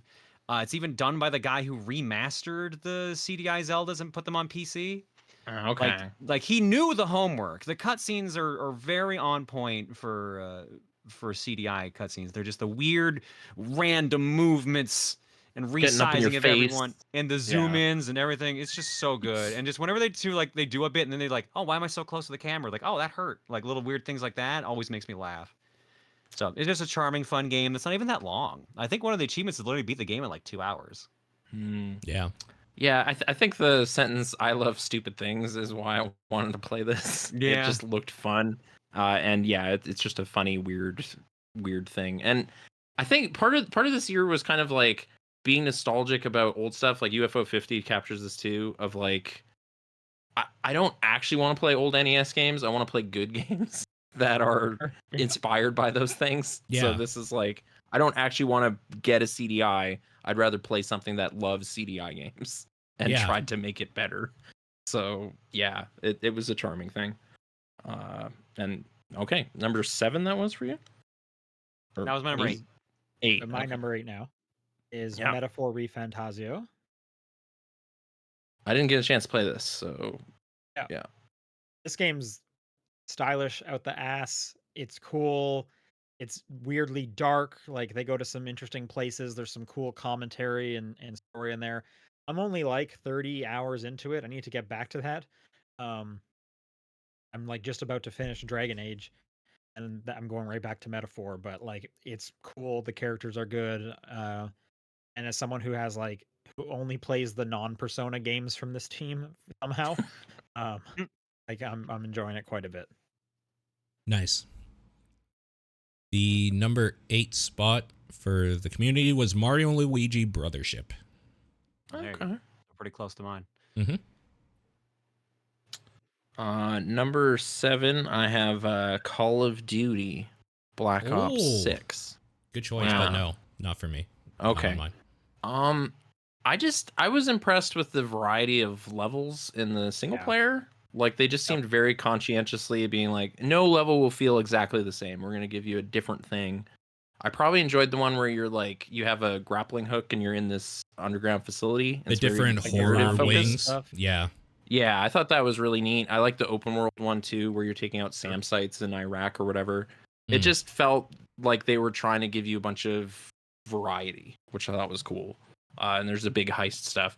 And I finished single player and immediately uninstalled it. And then I started getting emails like, "No, come on, multiplayer, man!" It's like I don't care about Oh, this. Stakeout? Best I didn't mode. play any Stakeout. In Yeah, that sorry. stupid little tiny house. Holy shit. I had way too Okay. much fun. Just everyone just running around with shotguns. It's Or like, madness. or just those fuckers with the baseball bat. Holy shit, I've Okay. never seen my person get murdered so quickly, like for just 5 minutes straight. It is complete nonsense. It Yeah. is the best mode. It's great. I was Just losing getting my murdered mind. super quickly, but okay, if it's fun, I guess. Just like watching these like play of the games at the end, where just like someone mowed down 15 people because they kept running through this one door because there's nowhere else to run, and they would like respawn and get killed by the same person again. Like I laughed so much playing Stakeout. It is insane. It's great. Okay. Yeah, it's great. So there you go, Treyarch, getting one. I don't know. So, Yeah. yeah. My number 7 is Black Myth Wukong. Just Okay. just generally, just kind of a different. It's a Souls-like game with a different feel, where everything is based on parrying and punishing, back or countering or whatever. So it just always has this feel like you are consistently moving and doing stuff. Maybe to its detriment at sometimes too, where some bosses just kick the shit out of you. But like once you get like a combo off on someone and then you pop a bunch of your different monkey god abilities and stuff, it's awesome. That game is fucking incredible in so many ways. My number 7 is Animal Well. Nice. Not on mine. Okay. Okay, cool. Very minimalistic Metroidvania, but it's super wide open. You can basically like sequence break the game to hell and back. It's just an enjoyable, fun puzzle time. Like the puzzles are really clever. Like some of them are on the level of like Fez, where you kind of had to have community input to try to figure out what was going on with some of them.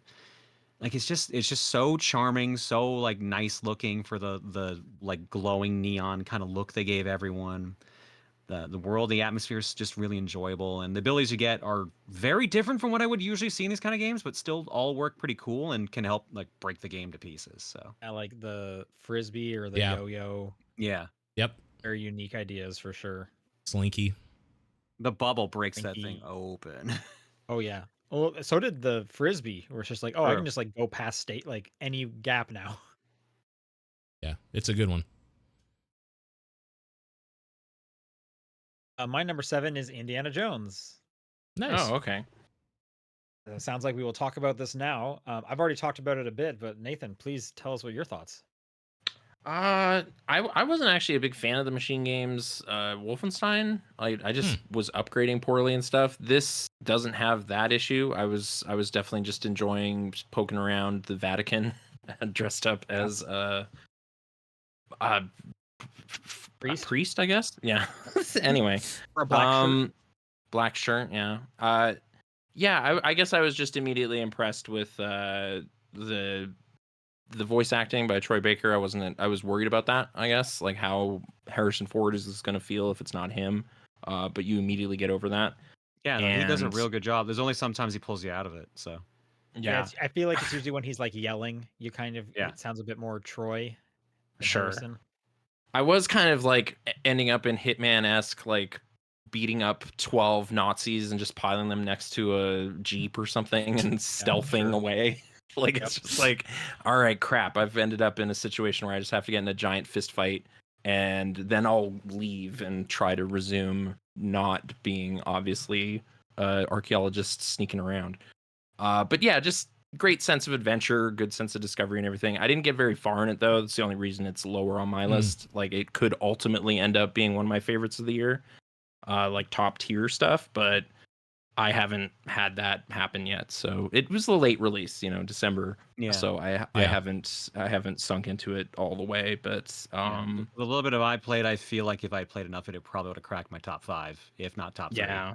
Mm. No, it seems very sharp. So yeah, Yeah, I'll pass it back to Sean for his. I'm assuming you made it further than I did. So I finished the game. Okay. Actually, the Vatican was probably my favorite, just because the other areas they're bigger, so they just kind of take longer to get around. Mm. But Yeah, I think it's really good. I think the writing is great and the performance and just like they really ground Indy. Like he'll go through a fight or like a weird jump and he'll just be like, "Holy smokes, what are we doing here?" Like, did you just see that? That was ridiculous. And so that's fun. And yeah, it's like it's also really refreshing to like Indiana Jones again. Yeah. It's been so See, long. I liked the most recent movie, but I I liked liked for, like, it was Dial of very different. Destiny. Yeah. Yeah. The Destiny, Harrison Ford looks he's like a skeleton wearing a skin He is suit. he is very old. He's a very So old man, but it old. was still an enjoyable time. It's about Um, it's about that, man. It's Indiana I still Jones would past prefer his watching 1 or prime. 3, but yeah, no, like, I liked it more than Crystal Skull, which is not that hard. I mean, Yeah. of course.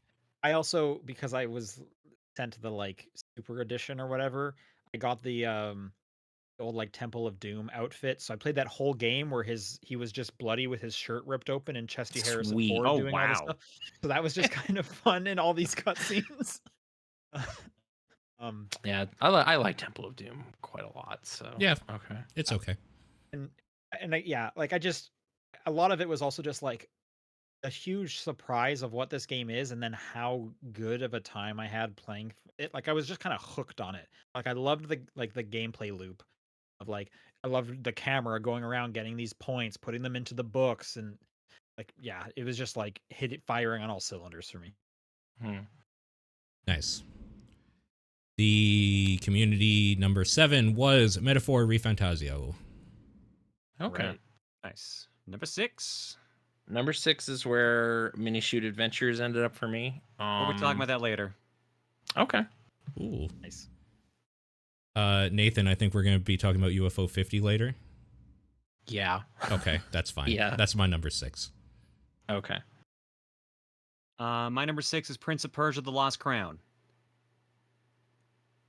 Are we talking about that now or later? Think we're talking about it now. Okay. I thought Alright, someone cool. else maybe had called it out, but yeah. Go ahead. Yeah. I thought this was going to be my game of the year, and I just didn't get far enough in And it to. 5 more games came out? Yeah, 5 more games came out. Yeah. That was the guess I had last year was going to be Prince of Persia: Lost Crown. So I see. Okay. Yeah.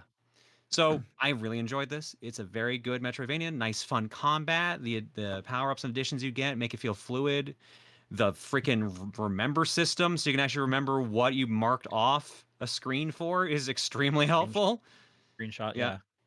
The story's fun. It's like it. Well, I mean, it plays itself seriously, but like it's just a goofy kind of time. Like the characters seem fun in general. Exploration just seems super smooth and fluid. The more intricate setups you can do are fun. Like the super hard areas you can find and everything. It's just a really fun, fluid, enjoyable Metroidvania. Yeah, and I think it does some pretty cool stuff. Like there's some really good platforming challenges, like when you're trying to get the coins and you can't touch the ground. Like it gets pretty difficult if you want it to do that. Yeah. But also some of the areas were really cool. Like I had to audibly like pause and maybe didn't gasp, but I had to take a second when I got to the like I'm frozen shipwreck area. That is such a cool zone. I just hadn't seen in a game before. Um, and yeah, and then they came out with DLC, which I played through as well, and that was enjoyable. So like I think slick and like it just feels really good to play in the different abilities of being able to like warp around and how you have to use that to get through different boss patterns and stuff. Like it almost like the bosses feel like platforming challenges on their own and stuff. Like it's really tight and good. And it's a bummer that we're not going to get one of those ever again. That team is disbanded. God damn it. So my number 6, right? Yep. Yep. Helldivers 2. We'll be talking about that later. Oh. Nice. The community number 6 was The Legend of Zelda: Echoes of Wisdom. Oh, I forgot. Okay. This year. A game that was on my disappointment list for quite a while there. Yeah, I could see it. Number 5 is web fishing for me. Just kind of bringing back the like chat room thrill again, I guess. I don't know. It was like, oh yeah, the first time I ever went on the internet, I was checkers and just talking to people about Mothra or something. And now I can do that again decades wholesome. later, but I'm Lovely. also fishing. So great. Maybe it's the same people. It could be. Who knows? Who knows? But I don't know. It's nice to have like a positive community experience like nowadays. So that was really the thrill. The actual fishing mechanics and everything, I don't know. I'm shaking my mouse and catching fish. Like it's okay. But I think it's just the kind of old school webness of it was appealing to me. So yeah, it's a fun go-to chill game. So yeah. Cozy game, I guess, would be what I could nominate it for. Love a cozy game. Yeah. Sure. I'm not even going to ask because none of y'all played Mouthwashing, which is my number 5 of. I wanted to. I'd heard so many great things about I it. wanted to as well. He told me not to. This is not a Sean Is game. it too scary? No, it's Okay. not that. It's just Sean thinks Bioshock is scary, so yeah, no, not mouthwashing. That is scary, man. Bioshock is scarier no- than this. I'll say. I'll give it. Oh, that. actually, okay, no, I'd heard the opposite. I'd give it that. I didn't find this game scary, but Yeah, I successfully watched somebody play through Bioshock. I think if you played through that Call of Duty campaign and you played that like horror level, you're probably fine. Because that was probably scarier than this too, honestly. Okay. Mouthwashing is a psychological horror where you are finding out what happened to the crew of a ship called the Pony Express, a courier ship in space, and it just kind of plays with you bouncing between two of the main characters and kind of finding out about their story after one of the characters seemingly at the very beginning goes crazy and does something to try to crash the ship and kill everybody, but you find out there's more to that as you go through it, and it does a good job of slowly drip feeding you the story where like everything is kind of normal and you're following along with it at the beginning, and then by the end you're just like, is this like this guy's subconscious or dream? Like what the fuck is no going spoilers, on? man. Yeah. Careful with the spoilers. No, you won't know what's going on because frankly, I'm not exactly sure what's going on at the end. Okay. Yeah, no, it's very, very cool. Just very smartly done, and one of the better stories I've experienced in a long time, especially in that genre, in horror genre. Okay.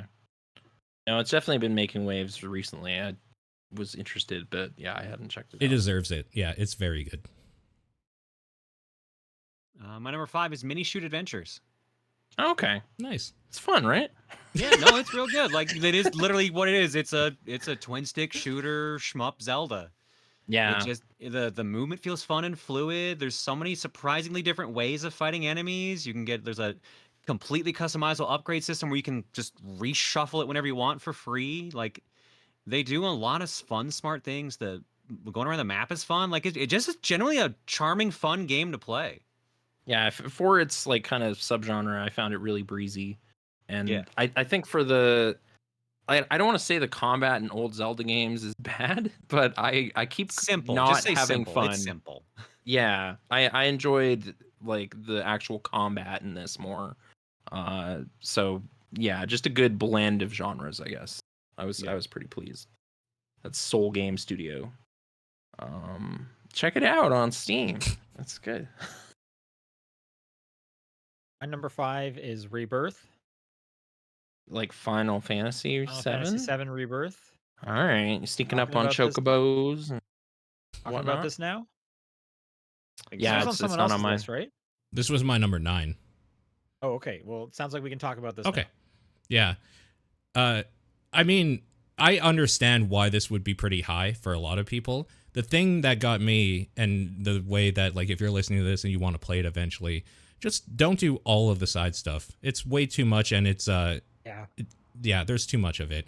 And overall, I It seemed think every big. time I saw Brittany playing it, she was playing some like card battle game. that's okay, the though. best whole Queen's Gambit. Queen's Give me Gambit's the Yeah. Queen's Gambit game. I played everything Queen's Gambit. Queen's Gambit is the best part of that game easily. Okay. Yeah. It looked exhausting to me, but It's okay. weirdly dark. Like the whole storyline in Queen's Gambit is It's wild. weird. Yeah, it has a whole story and lore behind it. That's crazy. Yeah, it's still one of my top 10 experiences of the year for sure. I think it lost a lot of points because at the end of the day, this is kind of the middle part to like a grand story where story-wise not a whole lot happens, but they still do good stuff with what is there. Like, And that ending is interesting. I know some people were pissed off about it, but I thought it was fine. Like, I didn't see the big deal, to be honest. Yeah, I mean, mine knocks like I had fun playing it. I do think it Yeah. overstays its welcome. There's Yeah. so much to do, and I didn't even do like the hard version of all the mini games. Like I could have like doubled Yeah, that's my true. time if I wanted to, but like there's good character moments, but they're a little too few and far between with the length of that game. Like I think I put close to 100 hours into that game. The Sure. combat's great though. That's awesome. Mm-hmm. Yep. Is it Gungaga? Gungaga? Gungaga. Oh, the Gungaga music. sucks. You like the The music though, right? Getting around, holy shit, that Yeah. sucks. Yeah. But it's Zach. It's where Zach's from. I don't care. I'm sorry. I Yeah. don't care. Yeah, like for you know anybody what? not initiated, it's because there's like a lot of weird places where to get to another place you have to find a flower that or a mushroom you can bounce on to Mushroom. get there. Yeah, It just it's bad. like a weird maze area, and you have to do so much stuff there. And Yeah. Zach's also from Crisis Core, right? And that game Yeah. sucks. Oh, so, like maybe it's just Zach. Maybe Zach's the problem. But Queen's Gambit. God, I loved Queen's Gambit so much. I played so much Queen's Gambit. Yeah, like if this game was like half the length, that would have been incredible. 50 hours, that would have been so incredible. I'm also a little disappointed in at the end of remake, they like say, hey, now is when things are gonna get weird from what you expect, and then they don't. Yeah. Like they had the chance to be like, let's just do something crazy, and then they don't. Yeah. It's like, then why did you what? So you are just retelling it again? Like you didn't want to with like a little offshoot thing that takes up maybe half an hour out of the 100 hours I put into like I don't know if they got scared or something or like what exactly happened there, but Yeah. It just feels like the middle part. Like, and it's fine. It's just yeah. It's still a really great game. It sounds like every time we talk about it, it turns to so negative. But honestly, it's fun to play. It's great having those little character moments. There are some good set piece things happening in there. But like at the end of the day, it's like it's not the first part and not the last. The last part's probably going to be the one that's like this is where they go big. I wish they had gone bigger. hope they don't go bigger. Oh my god, please don't go bigger. No, I meant like It's not with like big story moments, not like actual size of the game. Well, I just hope that this isn't like a pattern. Like in the next one, will be exponentially larger. That would be insane. Yeah, it's weird because like I feel like when I finish this game, because even like the last like 2 chapters or whatever it is are so long, and that dungeon sucks. It's just so boring. The Temple of the Ancients or whatever. Yeah, that part's long. Whatever It's like, very long. It sucks, and you've just done probably 95 hours, and it's like, oh my god, there's the light at the end of the tunnel, and it's 5 hours of it sucks. And then there's like an hour-long boss fight, and that part's fine, but like that dungeon sucks. So it's like, look, I put 100 hours into this. Clearly, I was enjoying myself, but I do kind of just have a bad taste. Yeah, it overstays its welcome, just straight up, for sure. You cut a few hours, you cut like that down a half. It's a much nicer, leaner experience, but for what's there, I still enjoyed it quite a bit. It is my number 5 game of the Mm-hmm. The number 5 game of the year for the community was Super Mario Party Jamboree. Oh, okay. I thought that would be higher, weirdly enough. Fair. Played yeah. some Mario Party 3 this year, but not Okay. that one. So It's the yeah. same. Okay. All right. So here's Redfall presents Suicide Squad Kill the Justice League. 4th favorite game of the Wow. year. Man, Wow, all the dude, way up to number dang, 4. Dang. Anyone I'll else play- put this one higher? Just real quick check. Yeah, just want to check, see if anyone top 3. It's just, I Anybody? think it's all good for you, man. All right. I didn't give it a bronze medal if it's any consolation, but I don't know. Sometimes I just want a dumb shooter that I can listen to a podcast while I'm playing, and then occasionally pause, and be like, "What's the penguin saying?" Oh, okay, great, and then continue having fun. So yeah, despite the traversal stuff, specifically with Captain Boomerang, I really didn't enjoy, so I just never played as him again. And then I thought I was having a good time with Harley Quinn because I was like, oh, swinging around and stuff on this little glider. But then when you play as King Shark, it all clicked. And I was like, oh, I should have played as King Shark this whole time because he can just jump. really big, and that's great. And then he says weird, dry things that are kind of funny. Dr. Boomerang though, he's got a lot of good jokes throughout that thing. Like there's this running gag Oh where he wants yeah, to like take everyone's thumb for some reason. he does cut off digits and keep them. Yeah, he's a crazy guy. Oh man, what a weird. I don't know. Like I guess the characters and like it has an obnoxious air about it. But again, my expectations were like sub basement. So when I played it and had an okay time, it was almost like that Saints Row remake, where it's just like I'm told this combat is bad, That sucks. but I want to play all of it for some reason. I don't know why. Like I just love how this feels, and I don't know. They made it for I me. was having like an okay time with that, and then they were like, okay, to get the next story mission, you need to grind out these faction missions, and I was like, uninstall. And I Doom. was like, hell yeah, faction throwing missions. this into the sun. No, it has a lot. Like Justice League has a lot of repetitive stuff too. It's like I'm basically doing the same thing, but this time the Penguin's here or whatever. Like it's not great at that, but I don't know. I just fell into its gameplay rhythms and had a weirdly good time. Not enough to get a battle pass. It was definitely taunting me with like, look at all these other things you could have if you just gave us some money. And I was like, You want to play as the Joker or Mr. Freeze? he was right there. The Joker was dancing around. He's like, you can play as Joker. It's like I already gave you more money than most people ever will for this, so I'm okay. I don't want to do that. So even as the mark for this game, I understand why it failed and they're not going to support it anymore. But whatever. I had my time. Thank you, the studio. Rocksteady might go out of business. Rocksteady could go out of business because of this game. I think it was one of those too, where it's like when Anthem came out, I was like, I have to buy this because I don't want BioWare to fail. But this time I actually had fun playing the game as well. Because I did like not enjoy more, Anthem. Actually. Okay. At least that one I'm like a cool iron. It can also use magic. Yeah. That shark is a big gun though, you know. Like That's just true. And it's he's a like big shark. it's like your Jesse Ventura in the Predator. There's a but really cool moment with shark? King Shark and a Green Lantern ring that was just fucking awesome. Like I said, the story stuff in this game, stream highs. Had like I would have loved to just watch this watch all the cutscenes. Watch all the cutscenes from this game. You'll Yeah, have a great maybe time. if you I understand people won't enjoy the gameplay loop, so yeah, maybe check out the boss cutscenes. But I don't know. I had a weird okay time, so 4th place for me. Nice. Yeah. Staying on the horror train, Silent Hill 2, just that remake had no right to be as good as it was. Like it had all the blueprints to be a good thing, but nobody really trusted that Bloober would do well. And as somebody who played the medium, I kind of agree. Bloober team, yeah. And that game just was firing on all cylinders. It hit perfectly for people that knew what, like, had played the game before.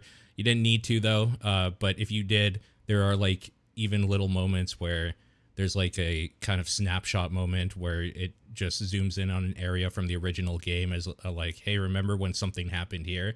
And you're like, oh yeah, that horrible thing happened here. Awesome. That's great. Or whatever. Yeah, and the sound design in that game is incredible. That game is legitimately one of the more scary games that I've played in a long time just because of the sound alone. Yeah, that's a very, very good game. Does it just reuse the score, or what did they do for that? He came back and remade like those songs. Acapella this time?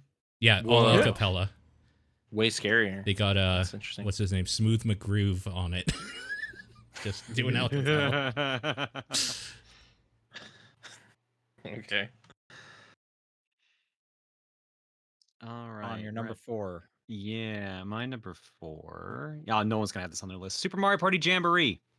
Hang on, we're gonna talk about Yeah, I'm like bullshit. The community liked it. So. Yeah, I know. Sean probably would have been like, I'm burning this. Mario Party. This is probably again, it's a extremely good one. Probably one of the better ones at the moment. Couple of returning boards, but mostly new ones. Some different mechanics this time around, such as like new items that are specific to each board. Partner mini games with partner effects, which really shake up the game a lot. Like the boards are done good, the music's fantastic, the online has been pretty stable, which is surprising for Nintendo. So like genuinely, yeah, no, this is probably the best Mario Party experience I've had for a while. Like I played Superstars a ton, but like, I have a feeling Jamboree's gonna creep up there in gameplay time at this rate. Does it have 50 turns? Like, can you do the horrible gauntlet? So this is a downside to the game. Okay. It has 70. No, Ooh. the cap is 30. However, turns take way longer than usual. So the standard Mario Party length is a 15-turn game in this one. If you do a 30-turn game, it will take about 3.5 to 4 hours. Okay, that's really Which is the insane. hours you It want. is insane. Yeah. But yeah. Okay. Okay. My number 4 is Dragon Age: The Veilguard. Okay. I'll talk about now. The first Dragon Age that really clicked for me. I think the characters are all pretty great. I'm actually doing the final mission right now. I'm on the very last mission and fight. But yeah, it's good. I think it looks really nice. I like their kind of cartoonish, realistic art style. I liked my character. I liked all the companion quests. Although, mission just before the one I did, I lost somebody, and that was kind of fucked up.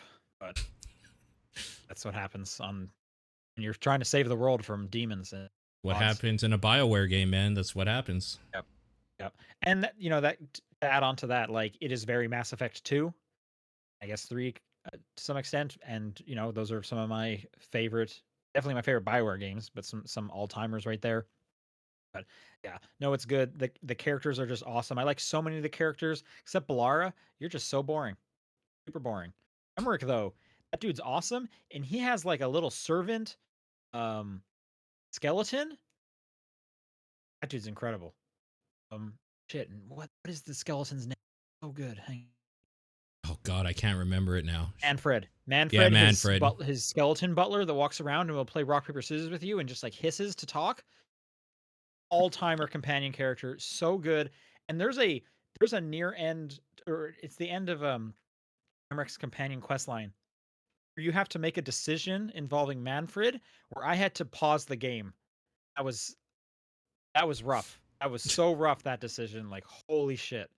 If you played So this choice game, in you know exactly games what I'm is talking about. back. Wow. Yeah, it was crazy. Dragon Age is really good. I'm looking forward to finishing that and then getting back to Metaphor because I don't like free time, I guess. But great game. Nice. The community number 4 was Persona 3 Reload. Oh yeah, that Okay. was this year. Tried going back to the PS2 one, but eventually burnt out. So Yeah. Top 3. Here we go. yeah, this is a bronze medal right here. This is for PAL World. Okay. This was an Okay. early year fun. I eventually just, like everybody, I guess, just stopped playing. But for a while there, I was really enjoying setting up my labor camp and having a bunch of creatures mine and chop down I hate that you trees worded for like me. that, but it's also exactly how that game is. Yep. No, I definitely felt bad a couple times logging in. It's like everybody's exhausted and passing out, and it's like, I'm so sorry, you guys. I didn't check in on what was going on in here. But yeah, I mean, they stole the Pokemon formula and put in Big World, and they also had a little bit of that RuneScape magic of just And we're chopping getting down sued. trees and are getting sued. Yeah, it was too sweet. But I don't know. I didn't play. Was this similar to like Valheim, like a few years ago, in like structure? Like the big open worlds, Yes. There were resources. survival games, yeah. Yeah, I didn't really get into most of those, but that's because they didn't have weird fluffy creatures. I guess that was the Guns, missing ingredient. So yeah, just put in a bunch of time early on, and it lingered for a while as just kind of a fun thing I meant to go back to. To what end, I don't know, because I don't care about the story. It's truly just the mechanics. But Yeah. it's a charming thing. Sure. Makes sense. And I hadn't been in on a Zeitgeist in a while too, actually. Now that I think about it, I wasn't really with anything that was blowing You were up. on the so subreddits, you were talking strats. for a minute there, yeah, sure. But yeah, so number 3. Nice. Yeah. My number 3 is 9 Souls. Basically, I guess what I wanted Bo Path of the Teal Lotus to be. This is a side-scrolling Metroidvania, more Souls-like in a lot of the mechanics and how it works, where you It's difficult. Where you die, you can pick your stuff back up, etc. All of the mechanics are focused on parrying, so on combat-wise, it's more like a Sekiro or something. But just the way that story goes, the way that whole game looks, the music, everything about that game is like a 9 or a 10 out of 10 experience for me. It was an incredible experience, and I wish I could play it again. Well, I could play it again, but like I wish there was something new to it, or play it for the first time again. That's SOLS, right? Yeah, so 9 SOLS. It's on Game too. Yeah, it is this year's Hollow Knight for me, or 2024's Hollow Knight, I guess. Yeah, Okay. Hollow Knight of the year. Hollow Knight of the year. Yep, there you go. Hollow Knight presents 9 Souls.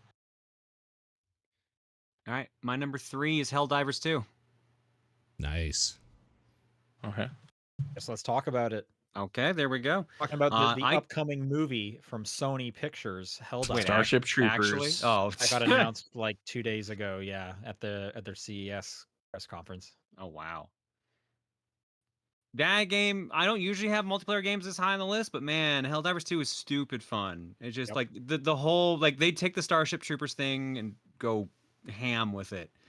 It's just so goofy, but also like the game is just really fun. It's like the fighting all the swarms of like depending on what alien species you fight, the fact that it's getting supported as much as it is, the fact that the company is so like forward with the community and just kind of like working on things, being upfront about stuff.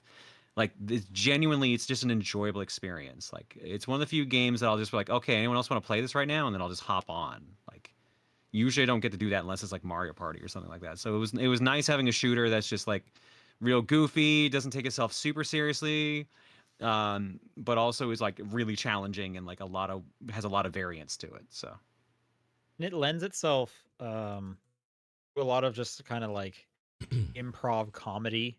yeah, You know, not so much like in the narrative or anything that's said, but just what you playing with your friends of like, 'cause you can kill each other with huge explosions that come down from the heavens. It's extremely funny. And it's like, well, whatever. Sometimes you need to make sacrifices for democracy. Yeah. Like we can all agree with that. And like, they play it like so straight, just the absurdity of it, so that just kind of heightens all of it and such. And yeah, like I just love the vibes. Super Earth is so funny. It's such a funny idea and just name. The like dedication to having a cape. I also love that when you one of the first emotes you get is finger guns. It's so Yep. good. yeah, Yep. good starting one. Such a great one. You come back from this horrible mission, your dude's all like frozen, and they're just shooting off finger guns. So good. There was like the couple of weeks there where we all got mechs, like all hell yeah. And now there's like jeeps, like basically like warthogs you can go in, just hang out the side shooting while driving around. And I think right now there's the zombie stuff going on. At least that's what was happening for Christmas.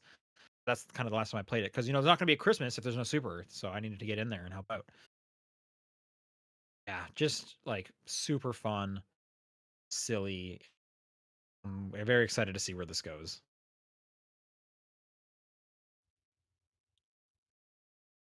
Which leads right into my number 3, Elden Ring: Shadow of the Erd Tree.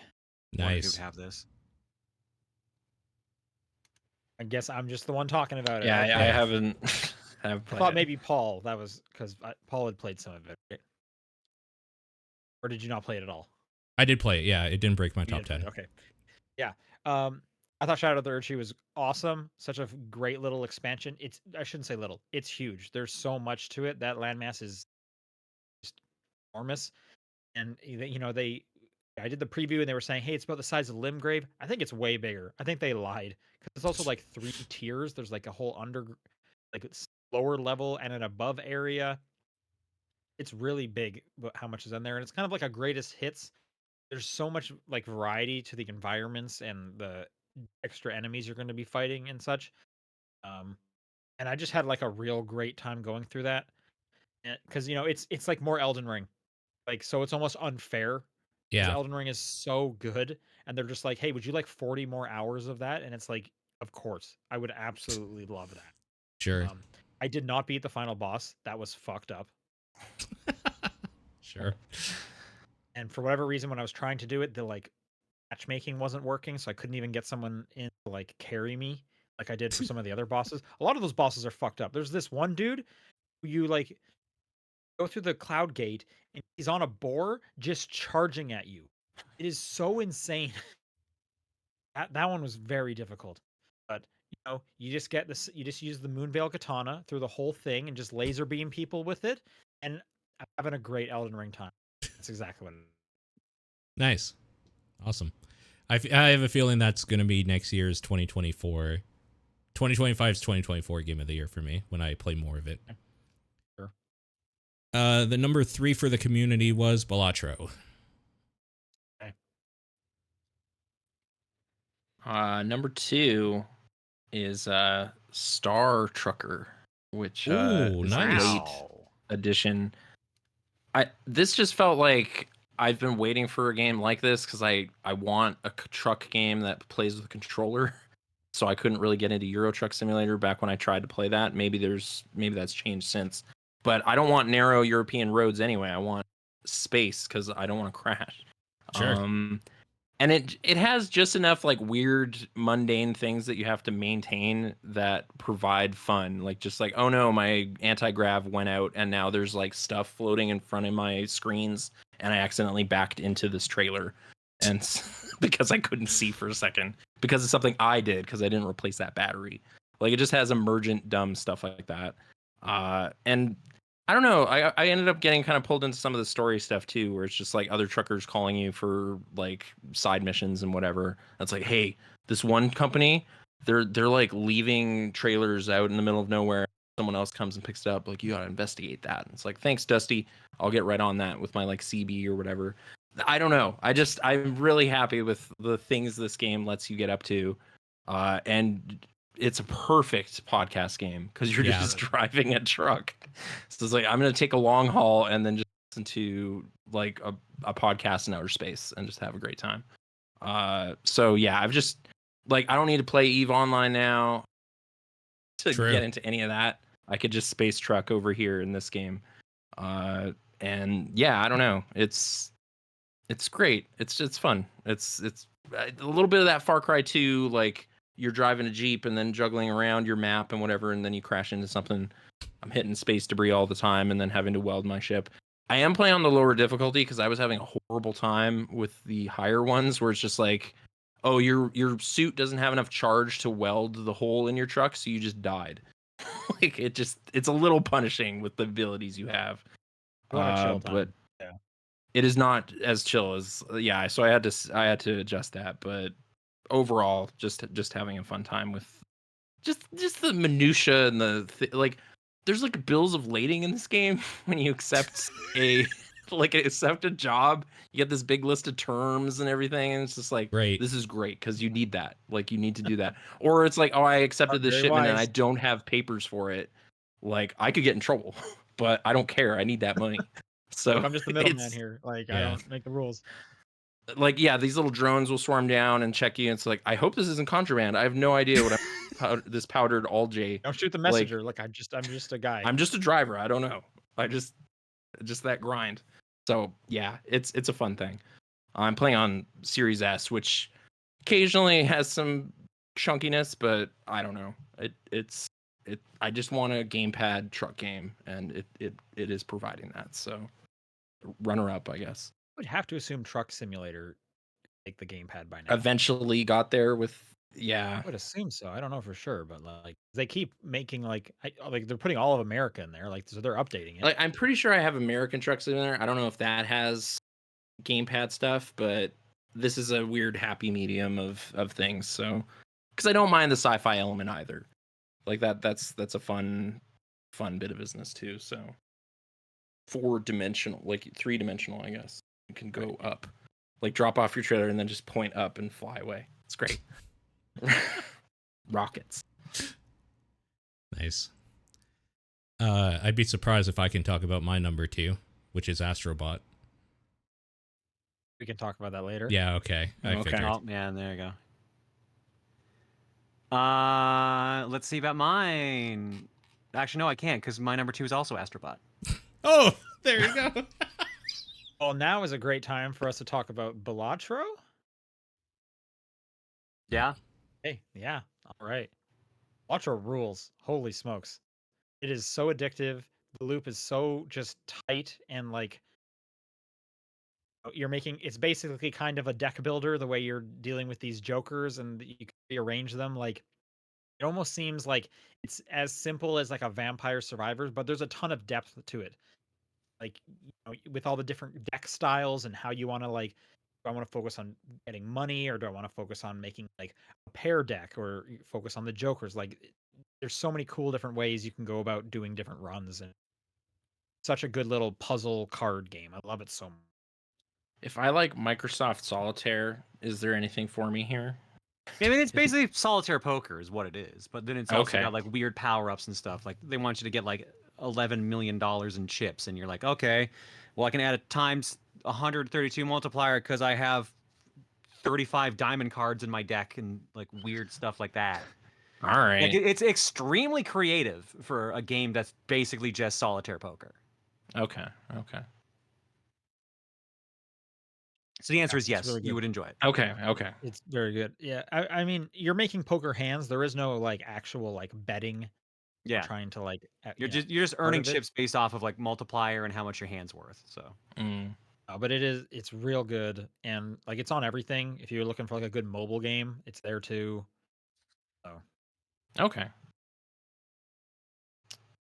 All right, the community number 2 was Paper Mario: The Thousand-Year Door. oh right, that Re-release was or this year. whatever, It's remake, a whatever you good call it. GameCube game. Like Rock Hawk is Right. in it, so yeah. I was before we disappointed say in our Rock number Hawk. ones, we now want Yeah. to reveal as we go through each of us what the community guessed. Yeah. Oh right. So, Did anyone have a guess for me? Paul, what Despite are the Oh, there were guesses guesses for Nathan's you. Game of the year. Oh, Yeah. Nathan, All your right. guesses are great. Yeah. Suicide Squad was on there. I'll give you the top 3 guesses legitimately first, Okay. and then we'll talk about silly ones later. Okay. So third place was UFO 50. Second Okay. place was Balatro, and first place was Astrobot. I didn't play 2 of those, so yeah. But how would anyone know? Because I wasn't on the show to make that Yep. clear. So Mhm. okay. What else did they guess? So the one that tickled me the most was somebody literally just put Citizen Kane 1941 as in the movie. So I thought that was really funny. Let me just quickly pull up the list. Did anyone say like Robert Altman's filmography? Because that would be true if that's. No one went that deep. It's the actual game of the year. Skull and Bones. Skull and Bones was on there. Yeah, right. EA Sports College Football was one of them as well. Okay. We got a oh shit Nathan's here. Yeah, somebody That's a literally just game? wrote, "Oh shit, Nathan's here." So there's Okay. that. Let me quickly see what else we got here. I think I can just order them by Nathan. Okay. Well, I'm just looking at the screenshot. We got an IDK Bloodborne shrug emoji. Yeah, I don't know. Bloodborne shrug. I just went back to Bloodborne Yeah, that's there. again. Mhm. Somebody said Elden Ring DLC, which like maybe That could have happened in It could have happened, alternate yeah. worlds. Yeah. a few I don't knows. Dragon Quest 3 was a random one that is like, really? Like, what about Nathan makes you thought he'd play that? But I mean, all right. yeah. Okay. Like I said, Phantasy Star 2, so old RPG did happen, but okay. Somebody did Alright, guess wanna- the basketball game, which makes sense because you talk about basketball. So Yeah. Fair enough. But the third guess, people were right. It's UFO 50. That's what I went with.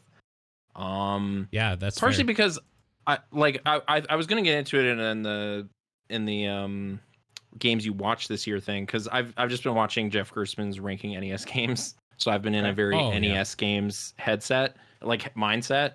So to have like a game inspired by those games, but like I said, way better, like way more completely designed, was just such a treat. So yeah, for like until I went and left on a trip, like I would have just kept playing that forever. Like I eventually broke the spell and stopped playing it every day. But I can play it again in the future and try to finish Warp Tank and all these other great games we were talking about. Finally So figure out 50 what games. people are finding in Barbuda that I just don't understand. Sure. Because I don't know, it doesn't seem that great, but whatever. It's no Mooncat anyway. but that's okay. But yeah, no, it's just it's nostalgic but new, and I was just really pleased with how a bunch of the gameplay, even that like shuffleboard game, like that weird kind of strategy game with like the little sliding pucks, with your knights and everything. There's just a bunch of weird stuff. That was Yeah. weird. Yeah. I was like, this seems deep and good. I don't know. I should get back into that too. So, like for a while, it was like, oh, I'll just play a different video game, and then I just like drop out to the menu and play a different UFO 50 game. So Yeah. it just was all my video gaming for a while. Sure. It could easily yeah. be somebody's video gaming for a year or two. Just getting Yeah, it could be the everything they top had. 10 games of the We could year, do a all podcast UFO. about that. Yeah. Yeah. Yeah. Anyway. Very true. Cool. Yeah. All right. Some good guesses. So for my game of the year, there's only 1 and 2 ranks because there's 3 tied for second place and 1 for first. So the guesses for second place for me were 9 Souls, Silent Hill 2, and UFO 50. All great guesses. Those are on my list. And the top guess was Astrobot. And my game of the year is Marvel Rivals. Just because Okay. I had a feeling. I haven't gotten Wait. sucked into a game that hard since Overwatch in the beta, and when that released, I can't stop playing that fucking. Like, I'm waiting for this to be I've avoided done. playing Marvel Rivals specifically because of this. I'm waiting for this to be done so I can play more to see if I can get a little more rank before 2:00 in the morning when it. Oh wait, it's gonna be too late.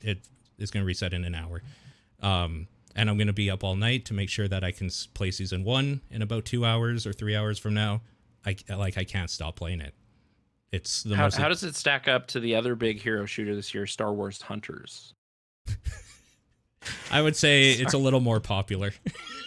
Oh, okay. Yeah, just a little bit. Like Chewbacca's third cousin The or other big whatever. hero shooter, you're talking about Concord, right? Oh Yeah. Yeah, that's that one. With fake Michael Rooker. I mean, I don't one know of any these of the games got a secret level episode about them. And I can't say that. And Yeah. it wasn't Marvel Rivals, I'll tell you that. Yep.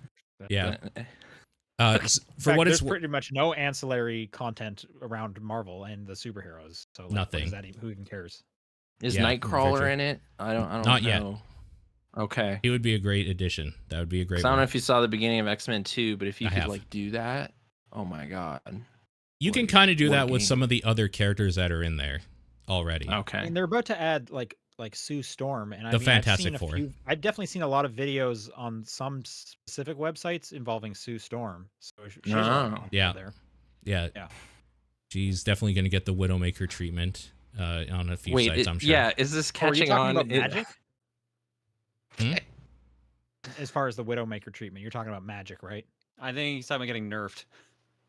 Oh, I'm talking about porn specifically. Yeah. They're gonna I'm porn. also No, talking- I was usually wondering if it's talking about catching porn. on in the You sure I was talking Overwatch about porn? I way. wasn't sure if that's what Paul was talking about. If it's gonna catch on in that way, like probably not as much because these are no more than they already are because these are known heroes already. These are So, known characters, yeah. As we With the know, Disney if we're lawyers. taking like Randy Pitchford's word for what it's worth. If the game is not making porn, it's probably not that important. Like Battleborn style. Like we're Yeah. talking about. Mhm. Is this hobby grade? This game? Is it? You could play this forever. Yeah. What I'm saying is like you get like a USB stick Yeah. and Anyway. Okay. Marvel Rivals. It's a great one of those. Apparently. Astrobot was my game of the year for a long time, and then when this came out, like I fell in love with Marvel Rivals during the beta test or whatever throughout the year, but when this came out, it like hooked me so hard. I haven't stopped playing it since it came out every single day.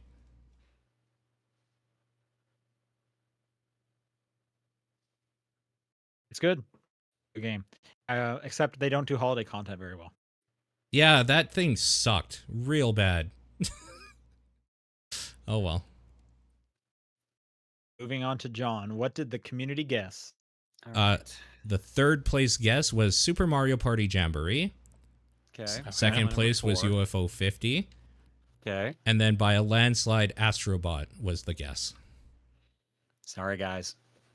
I will admit, this was a coin flip because I actually, I'm like, I don't know which one of these two will actually be my number one. And then I looked at how long I've played them both, and I played Astrobot for 27 hours, and I played UFO 50 for 37 hours, and have barely scratched the surface of it. So UFO 50 is my game of the year, simply because of like what Nathan said earlier. It's so much game. Yeah, it is. It's pretty amazing. I was There's playing just- this like yeah. Old West RPG for. Oh yeah, that's like a probably- 10-hour game straight Yeah. up. Like, yeah. Yeah, oh yeah. Sorry. Yeah, like I said, yeah, there's just so much game. Like I've probably found like a dozen that I've played out of the entire 50. There's so many I haven't even scratched, and like some I've dug into, got the actual like cherries on and stuff like that. Like there's so much weird depth to it. There's like the hidden passcode system where they just hide codes in random places and like the credits and inside games and stuff like that. There's just so much creativity in this thing. And like if you don't like a game, just go try a different one. Because yeah, there's some stinkers in there, but like then there's some absolutely insanely good ones. So just like bang for your buck, just for quality of game, just for variety of like genres and everything. Like it's such a solid package. So yeah, no, that's my game of the year. Yeah, it's a great choice. Also, the game's like $25. Like, Yeah, no, it's Yeah. a steal. It's a steal. such a good. And it's really good on Steam Deck. Like, I'm about to go on a trip next week, and I can't wait to just like play a bunch of that on the plane. All right, Sean, the community You know what Sean's is. in third place guessed Indiana Jones and the Great Circle. Second place had 2 submissions equal out. Dragon Age and Metaphor were that slot. But again, way more overwhelmingly than John's even, Astrobot was assumed Wow. to be your game of the year. All those games are on my top 10. Yes, Yeah, good Astrobot is my choice. game. Now talk about Astrobot. Which Super terms Mario of, like- Galaxy 3. like cumulative score very high for us. Yeah, You guys this just is put probably it the at two, closest we right? have to a game of the year decision between the three of In a us. while, I know someone usually tracks all these to give us like what the group game of the year is. Yeah. But and It's Astrobot will easy. definitely be Easily high. Astrobot. Yes, it is. Astrobot's just so like good and joyful, and like I mean I've been shouting Astrobot from the rooftops for all of the games. They've always been on my top 10, even like the VR one. Not enough people, too many people skipped over Playroom because they thought it was a tech demo. That Mhm. game's really good. And Yeah. there's a lot to it there, and then this is just like full blown, so much charm to it. I love that they kept adding stages. I think they've added like 5 or 6 by this point with all the The speed speedrun run and levels. then the Christmas one. Yep. I would have loved for them to keep doing it. I would easily pay for an expansion, like a whole other galaxy, if they wanted to put that in there. I would definitely pay for that. But yeah, Astrobot's just so good. It feels so good. The music is great. It's like the best not Mario platformer, and I would even put it on par with a Mario platformer. I think it is as Easily. Yeah. Yeah, I keep jokingly call it Super Mario Galaxy 3, but it's pretty accurate. Yep. True. That's a great game. Yeah. No, Absolutely. tight controls, fun ideas for the stages, even unique stuff like as much as I joke about Mario, even unique stuff that's not from those. The collectibles, there's just so much charm in all the characters you find. Like they had some deep pulls for They their did. character history. Freaking Mr. Mosquito, Mad Maestro, Yep. the weird demo face, and like all these other things. Yeah. Intelligence. I'm curious, like, what do they do next? Because I feel like they can't do nostalgia again. They can't. No. So I'm, part of me is a bit worried, but I mean, they've shown that they're just so good at like making platformers. Like, I'm not too worried, but I am curious what the future of Astrobot looks like. And I mean, it's winning tons of awards. It won Game of the Year, so I would hope Sony like really puts some like manpower behind it and makes another good follow up. Yeah. And the community game of Very the year nice. by a landslide was Astrobot. Had a feeling. Right on. Very cool. All right. With that, we're going to do some honorable mentions, games that didn't get our top 10, but we would still like to call out. I mean, mine's not ranked for these 3. I don't know if you guys are rankers. No, mine are not ranked. Although I can think of one game on here that if I'd remembered came out this year, probably would have scratched top 5. Or like you added it while we were talking or something? Generally, while we were talking, I'm like, I looked at my game list. I'm like, oh man, I only did like 49 games this year. Like that's less than I did the previous year. And then I went through my Steam. I'm like, oh, never mind. I played 78 games this year. All right, Nathan, give us an honorable mention and why is it there? Star Wars Hunters, because I even know what the theme is. enjoyed the fleeting feeling of being good at a multiplayer game because I was playing against children with phones and I was using the Switch Pro controller Oh, and it was right. awesome. Okay, Yeah. now I remember. It's terrible. Like it's not good, but I thought it was so funny that they didn't even have like Star Wars characters in it. It's just people that resemble characters you might like. So I was like, I'm a Wookiee, but I'm no Wookiee anywhere of. Like I'm just some new guy.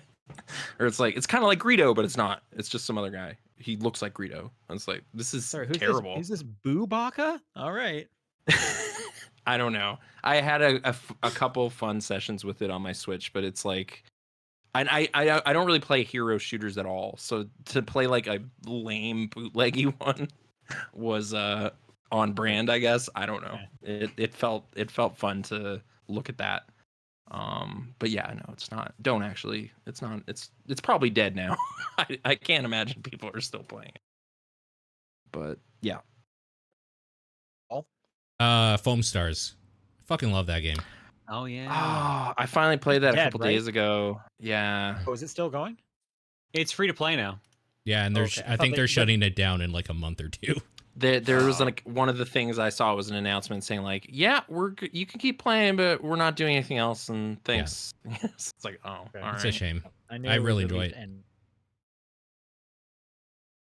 John, what's this secret top 5?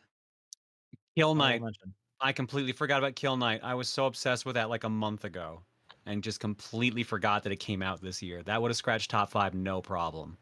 It is just it's like the most fast-paced, frantic and like Twitch happy like twin stick shooter I've played. It's just so intense. There's just constant waves coming after you. You've got different ways to fight back with like giant supers, you unlock different types of guns, different adjustments to your armor, your dashing ability, like your sword. There's all these like really clever ways of fighting back and you can tweak them all accordingly if you do certain achievements and stuff like that. It's just a blast to play, and it is very much like you have to focus playing this game or you will not make it through because like it gets real intense by the end. I want to give an honorable mention to Tactical Breach Wizards, Oh yeah, okay. which is it's a cool tactics game with some like pretty like fun and cool writing going, and you just have some really interesting abilities. It's similar to Into the Breach, where you can kind of see one move ahead. You can also rewind a move, so you can kind of play around with how you're going to attack the enemies. It's also really into knocking people out windows. That's the best way to take out the enemies, and that's just very fun when you like lightning all these like wizards out windows of these like weird office buildings. It's just a fun concept. Nice. Oh, it's technically not even out. It's early access and it didn't come out last year, but I'm just gonna say Backrooms Escape Together because I've been playing that the last couple weeks, and I like a liminal, creepy time. And there's just a couple levels in there that's just like I just want to be in this weird space with all this water, or like I want to be in this empty office building with all these cubicles. And Did you do the like level it's that's a little like bit of that. Sorry, sound? Yeah? Did you do the level that's like a sound thing or like dots or whatever? Yeah, there's one with like kind of this echolocation. Yes. Like, yeah. Thingy. Yeah. That thing's fucked. It is, but like the threat of that level is sort of false because it's just like, oh, there's a guy, and then it resets your machine and you don't actually die. Like the only way to fail is to fall in a hole in that level. So I kind of wish the first level. Yeah, sorry. Did you play Pools? No, is that like this? Because it's like a liminal space game with just empty pools, and it's just you're just kind of exploring just abandoned empty pools. All right, And well, there's I just gotta kind of write a this down. haunting quality to it. Yeah, I like haunting spaces, I guess, like I weirdly don't think there's anything hostile. actually in there other than it's That's just like way better. Because, like, yeah. this game has the feeling that it needs to have some monsters in it, like entities or whatever. So I kind of wish the first level, which is like the classic backrooms, yellow wallpaper stuff, just didn't have anything other than its creepy ass self. Like, you're just alone in a horrible place. But instead, it's like, now there's like a monster that's going to get you. And it's like, I don't need the monster, but okay. Sort of like Soma or whatever, where I was just enjoying the vibe and I didn't need the creatures. But oh well, there's a couple levels with no creatures, so that's why I wanted to bring it up. And maybe it'll go 1.0 soon. I don't know. It's a mystery. Have you played Exit 8 or Platform 8? No. Okay, These check are those more- out too. Okay. So what those are is you go through an area over and over. So Exit 8 is literally just like a tunnel in a train station or whatever in Japan. That's very Okay. basic, but you have to see if there's any like changes every time you go through. And if there is, you have to go back Oh. the other way. So it just gets like there's Sort of this a weird looping creepy PT thing. hallway, but like Kind of, but need- you have to like notice if there's any abnormalities, and Okay. if there are, you have to like go back the other way to continue or whatever. So it just has this weird creepy atmosphere of the liminal space, but also like, is something wrong with that picture?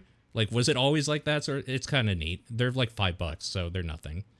Yeah, Me no, too, like- these weird little horror experiments are starting to pique my interest right now. So yeah. Sure. You should do like Okay. a call-in show where someone comes in and says, "I like this kind of game," and then we just talk about cool recommendations for like 20 minutes.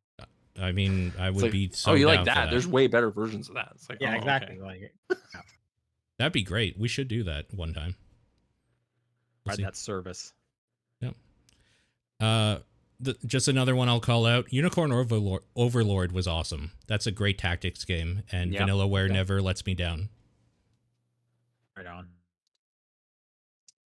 Yellow Taxi goes Vroom. This was awesome. That's true. This was awesome. Yeah, no. I this one was close to getting on there. Like, it's just a fun like 3D platformer, but you're a car. So you drive and you have to like make like little explosions happen, do your jumping and stuff like that. Like, it's a weird platformer as a car, but it is surprisingly well done, and like actually it's super ton of fun.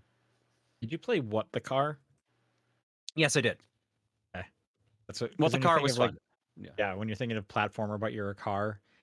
No. But this is a car with legs. Yeah, no, what the car is a whole different beast. Like, yeah, Yellow Taxi Goes Vroom is very much more like, oh, I'm playing like Mario 64 or like Spyro or something like that. I'm gonna call out. Thank goodness you're here. Great. Yes. I actually thought it was going to be on your top 10. I was surprised it wasn't. Yeah. I mean, it's an honorable mention. Sure. Might be the funniest game I've ever played. Like, just Yeah. the writing is so goofy, and like that meat stage is weird, and there's just so many like odd little, I don't know, British humor. And then they got Matt Berry to do a voice, and that's always like a huge gold star for me. So I cannot recommend it enough. It's like a tight 2 hours, really good comedy little game. I felt weird about this one because it came out 2 years ago, so I couldn't even put it on the 2023 list. It's Neon White, but it came to Xbox, so I finally played okay. it. All right. So I was enjoying the gameplay. I was also like, I didn't like the story and how it was presented, so Yeah. it was that's like, fair. I'm having a mechanically good time, but oh my god, the game needs to shut up. So eventually I ran out of interest, but I played a lot of it. I think I almost beat it. But Like, it's so fun to play, and then the characters are so annoying. so grating. So yeah, kind of like that cat though. He's okay. I don't know, but most of the characters aren't great. So yeah, it's fun to play. So just yeah, it has that going on. Yeah. The last one I'll call out was on my top 10 for a while and then just kind of got edged out. Crow Country is just totally a me game in every way. It's an old PlayStation 1 throwback game that plays like a Resident Evil, looks like a Final Fantasy 7 in the way the environments are done. You can play that game without any monsters in it and just get the story and creepy atmosphere if you want as an accessibility option. Like, that game is just incredible. That is a great game. Dead Rising Deluxe Remaster. I love the Dead Rising franchise and On your thought it was dead. Yep. So to see a remaster, especially one that actually fixes a lot of problems with Dead Rising 1, was very nice to see. Yeah, I jumped so hard back into that game. Like, I don't mind Dead Rising games, but none of them have hooked me in the way that the first one did, and it was that again. I couldn't stop playing that for that 2 weeks. And my last honorable mention is a very recent game I've been playing. I talked about it last week. Arco is a very Okay. cool little tactics, fast-paced pixel action game. Really great on the Steam Deck. But the story is interesting and the characters are all quite unique and stuff. So it's a really enjoyable time. All right. Is that everyone out of theirs? Because I got a couple I'll just quickly list off, and then we'll move on. Sure, go Sure. ahead if you Yep. want. Parking Garage Rally Circuit. It's just arcade-based racing, kind of like Daytona, but like it's all about drifting in a parking lot. It's surprisingly fun and fast-paced to play. Pepper Grinder, really fun motion platformer. Like it's just you're constantly moving in it, real fun to play, but a little tricky to control at times. Visions of Mana, actually surprisingly fun and enjoyable to play that one. The good fluid movement and everything on that, very enjoyable. Squirrel with a Gun, also pretty straightforward. Sure. All right, now we got our 3 games for the pile of shame. They're games we either didn't touch at all, or we touched them just so limited that we didn't feel we could put it on like our top 10 or something. It's aspirational. We're hoping to play these soon. Mm-hmm. Nathan, start us off. Slitterhead is on my list for that. It just looked intriguing and weird. I thought I saw you playing that. No, I haven't played it, so I might have wish listed it or something. That was yourself, Paul. It was a mirror. Oh shit! Did I play that? Yeah. So I'm just curious about that game and have it earmarked for the future. Yeah. This one hurts. I don't even want to say it. Prince of Persia: The Lost Crown. I own this on two You different. wanted to play this like all year. I bought this twice because I wanted to support it so much. I bought it on PlayStation and on PC, so I own that copy in 2 places. Even loaded up, and on when one they of said them. they're shutting down that team, they were like, not enough people played the copies they bought. Yeah, that's the metric for sure. See, I was trying to go against that, saying like, I'll just pay for it. Like, that's fine. I'll get to it eventually. I want you guys to make more of this.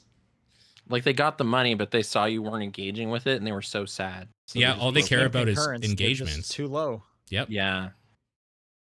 They need the validation of you seeing it and playing it. Yep. So, yeah. They went to Ubisoft, and Ubisoft was like, no, we don't care about the money. We want to know how much they're enjoying it. And they're like, Yeah, Ubisoft of all number's so companies. Yeah. I'm not doing this for the money. The Ubisoft slogan. Famous quote from Yeah. Ubisoft. Yep.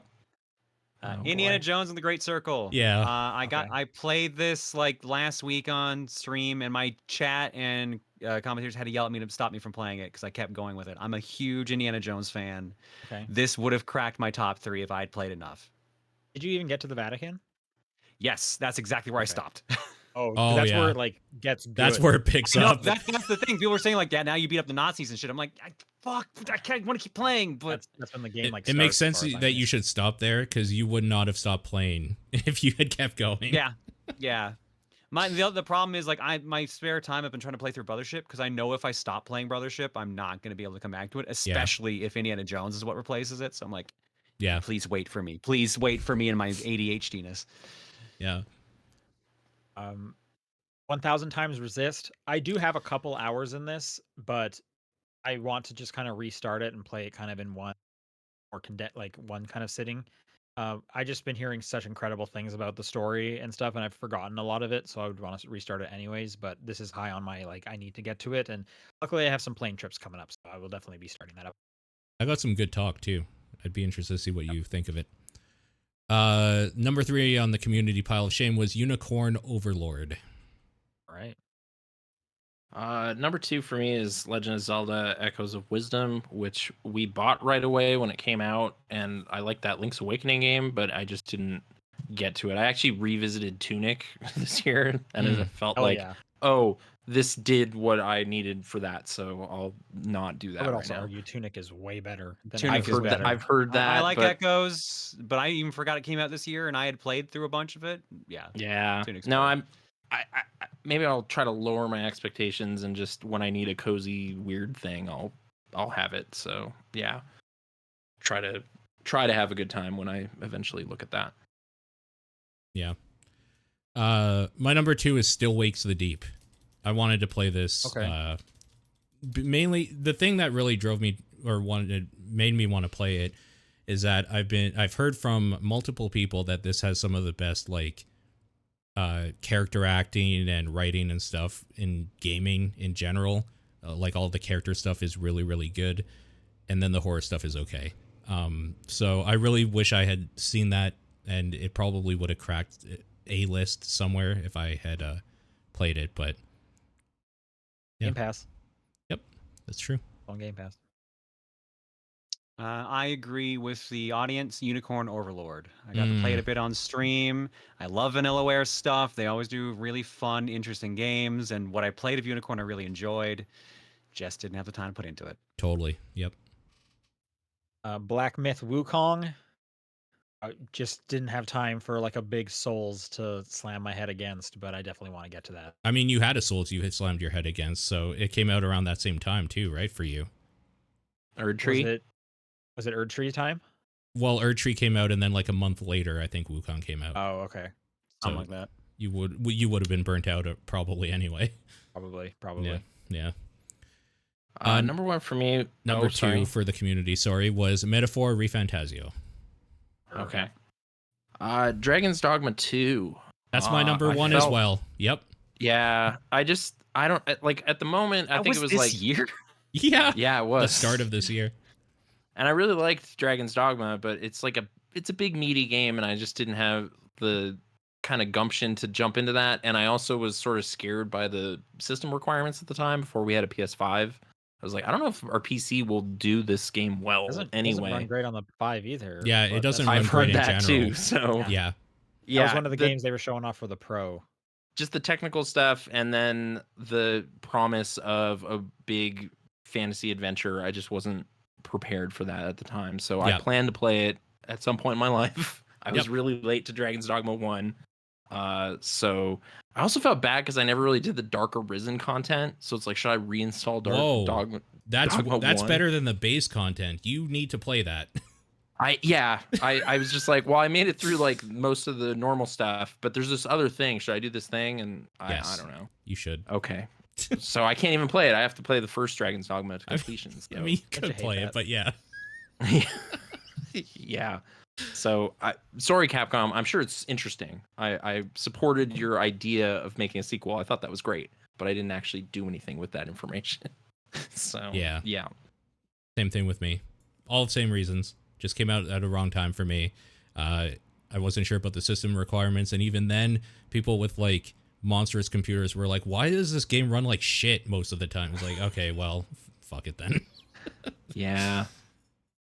I hope there's a lively pawn community when I get there, though. Like, yeah, that's kind of the thing that I'm worried about, is that that's going to be all past.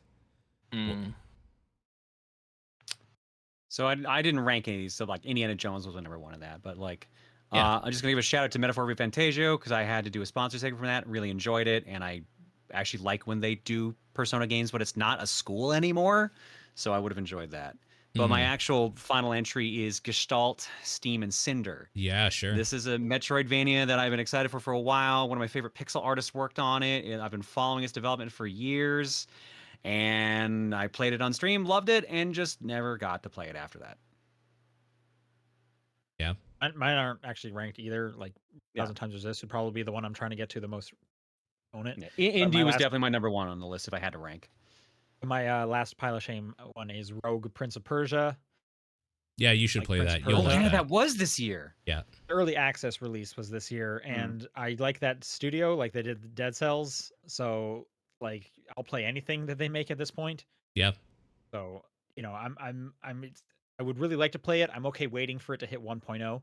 Yep. But yes, that is constantly in the back of my head. Like, oh, should I pick it up now? Pick it up? Wait, should I wait? So nice. The top of the community pile of shame was Astrobot. Makes Yeah, sense. okay. PS5 exclusive. Makes sense. All right. And then now we need to make a prediction about what our next year game of the year is going to be. I think as we go, we should also revisit what we picked Okay, I can last pull year those to up see real where quick. that landed. Yeah. Wait, do you have all of ours written down? Or do No, you have I just yours? I would have mine and the Okay, 'cause I have community from mine. last year as well. Nathan, I have John, mine. do you? I have mine. Nathan, do you have your last year one by any chance? No, I don't remember what I said. It could No have been worries then. Dragon's Dogma, but yeah, I Maybe don't someone in the chat remembers and they could mention it. But either way, Nathan, let's start with you. What do you think your 2025 game of the year is going to be? I'm really hopeful for Avowed, the Okay. Obsidian Okay. fantasy RPG. I just like what Obsidian does and hope it's awesome. So, yeah. Well, what did you predict last year?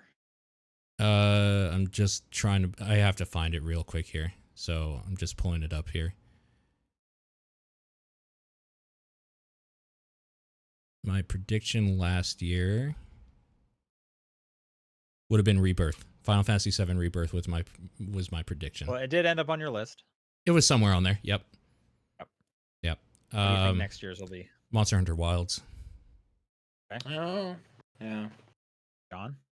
All right. Last year, I predicted Prince of Persia: The Lost Crown, which made number 6 on my list, and Final Fantasy VII Rebirth, which I did not even remotely play.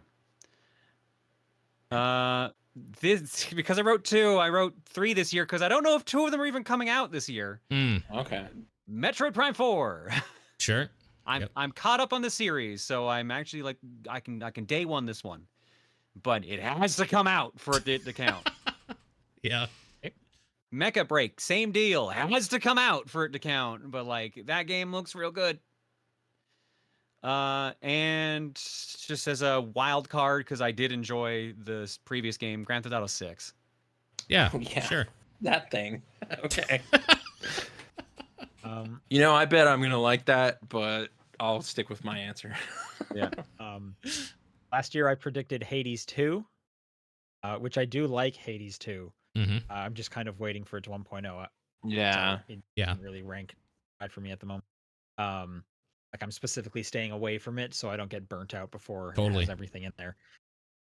I'm gonna predict for 2025 Ghost of Yotai because I love Sure. Ghost of Tsushima. Yep. It's a good choice. All right, and our last category, we're finally here. We are going to make predictions for the next year in games. But we have Okay. predictions last year. Paul, you want to bring them up and see how correct or incorrect we were? Yes, I'm just bringing it up right now. 2024. Okay. So we have Nintendo announces a new Switch as the first prediction. Awesome, Yeah. Yep. Yeah, I Uh, mean they did. Yeah. So y'all said yes. I said no, just in case. They did. Did they really? They announced the Switch 2 as a thing, so yes, they did. They did announce that the spiritual successor to the Switch, or the successor to the Switch, will be announced. Will be a before thing, the but fiscal I year. just feel like So I don't. They haven't revealed it, They- but They haven't Yeah. revealed, Well, but they acknowledge announced. that it exists. Yeah. okay, okay. I don't know. It's kind of a half.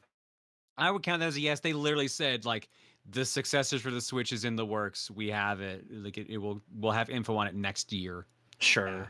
Yeah. Before the end of the fiscal year. Do you remember what this was all about? Does a cylindrical Xbox come out in 2024? Yeah. Oh, that was a different Oh. model. That was like the in-between model or something like that. It for the Oh. Xbox. it was during the court hearings for the Activision Blizzard deal.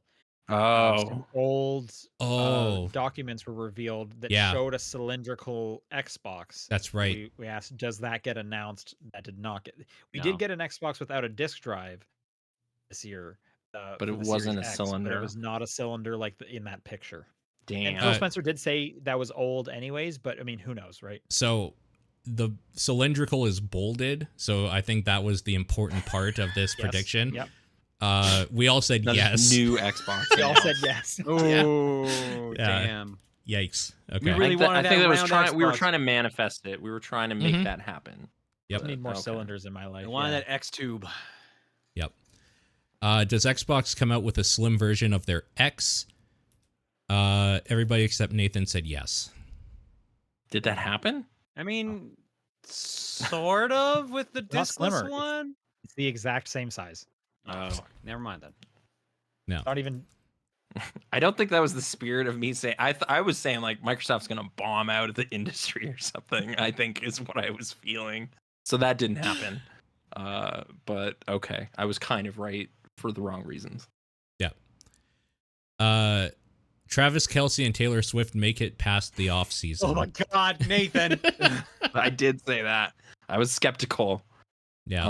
And yeah, they're still together as far as I know. So You said I was no. wrong. For that. But all of us Yeah, said yes. I was pessimistic. I have no idea what I said. Yeah, we all said yes except Nathan, who was pessimistic Okay. about it. We believe Yeah, you. I was- So, okay, got it. Does someone want to bring up Rotten Tomatoes? Because we have specific scores to see who's Ooh, closest. Okay, yeah, I can I do got this. it. It's probably this is Oh, for Sonic Nick- 3, John I got it. assume. There's a couple. Probably. So yeah, Sonic 3 first. All right. And for clarification, at the time of us making the prediction, Sonic 1 was at 63% and Sonic 2 was at 69%. Nice percent. So that's what we are basing these answers off of. Okay. Okay. What is Sonic 3 I at, got John? Sonic 3 up. What's Sonic 3 at? Do you want me to say it or do you want to hear a let's do the predictions first, then I'll say the number. Okay. Alright. Sean, you said 55%. You were the lowest one. John, you said 58% with the caveat that it's the worst out of the three. I said 61%, the worst one by just a little bit. And Nathan, you said 75%. Critics love Shadow.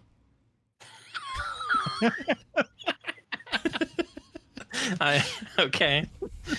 I Hang think on, it well, reviewed well. Let Didn't me it? pull up Sonic 2 and 1 first because I want to see what the numbers were. Yeah, see if they changed. Yeah. Okay, so Sonic 1 is 64. I assume I'm just It using went the up. tomato meter. So yeah, Sonic 1 is 64. Okay. Sonic 2 is 69. Still nice. Mhm. Yep. Yeah. Sonic 3 is 86. So Nathan was Wow. closest, Nathan But was still- close, Even I and right, critics shortchanged love it. Shadow. but still way off. I love Shadow. Yeah, they Famously. love Shadow. Holy Well, shit. I didn't go over, so Price is Right rules, but man, Yeah. that's Sonic 3 is that's considered great. fresh. 86 out of 125 reviews. We must have done the Borderlands movie. We right? did. That's next. Oh God. So there's no notes or caveats to this. We just guessed numbers.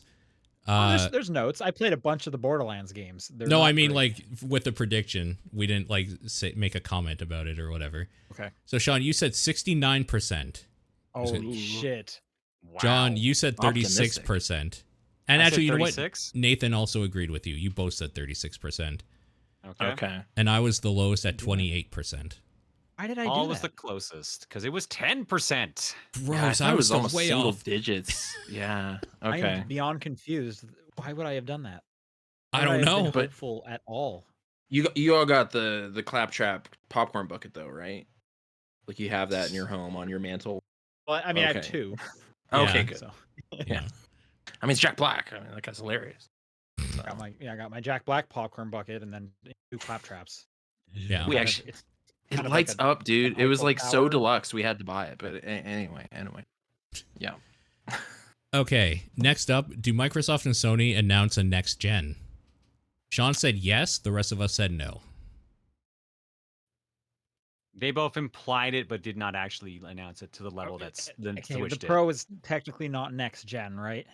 No, I would No. not count the Pro as next So gen. okay, then yeah, I'm wrong. They did do a bump up, but yeah, Yeah. I said Uh, yes to that. Last year, Sean is stupid. Sea of Thieves released on multi-platform finally. Sean, No. John, and Nathan said yes. I That said happened. It's no. on PlayStation now. Yeah. Oh, is it on PlayStation? It now? is, yeah. Yeah, I'm pretty sure it yeah. is. So. Yep. All right. In the same vein, Hi-Fi Rush released on multi-platform. We all said yes. Yeah. There must have been rumors of this happening. Yeah, this time. probably. Did Last that happen? Yes. yes. Okay. Yep. Okay. Yeah. Last two, and they're related. First, does Skull and Bones finally come out this year? We all no. Nathan said no. The rest of us said yes. All right. Well, It came out, right? It Did, totally It everybody- did. no one that- Believe it or Real not, video it game. did. No one's Yeah. talking about it.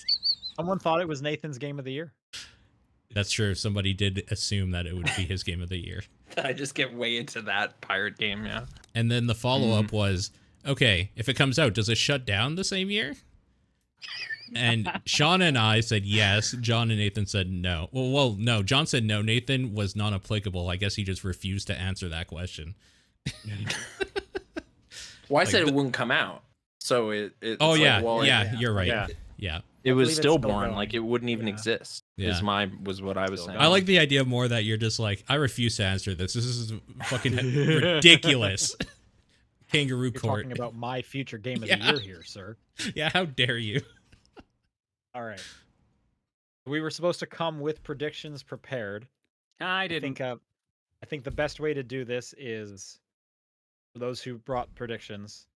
We'll go one at a time. We'll say a prediction, and then ideally it'll be like a yes or no, or we'll each answer it for Paul to write down. Yeah.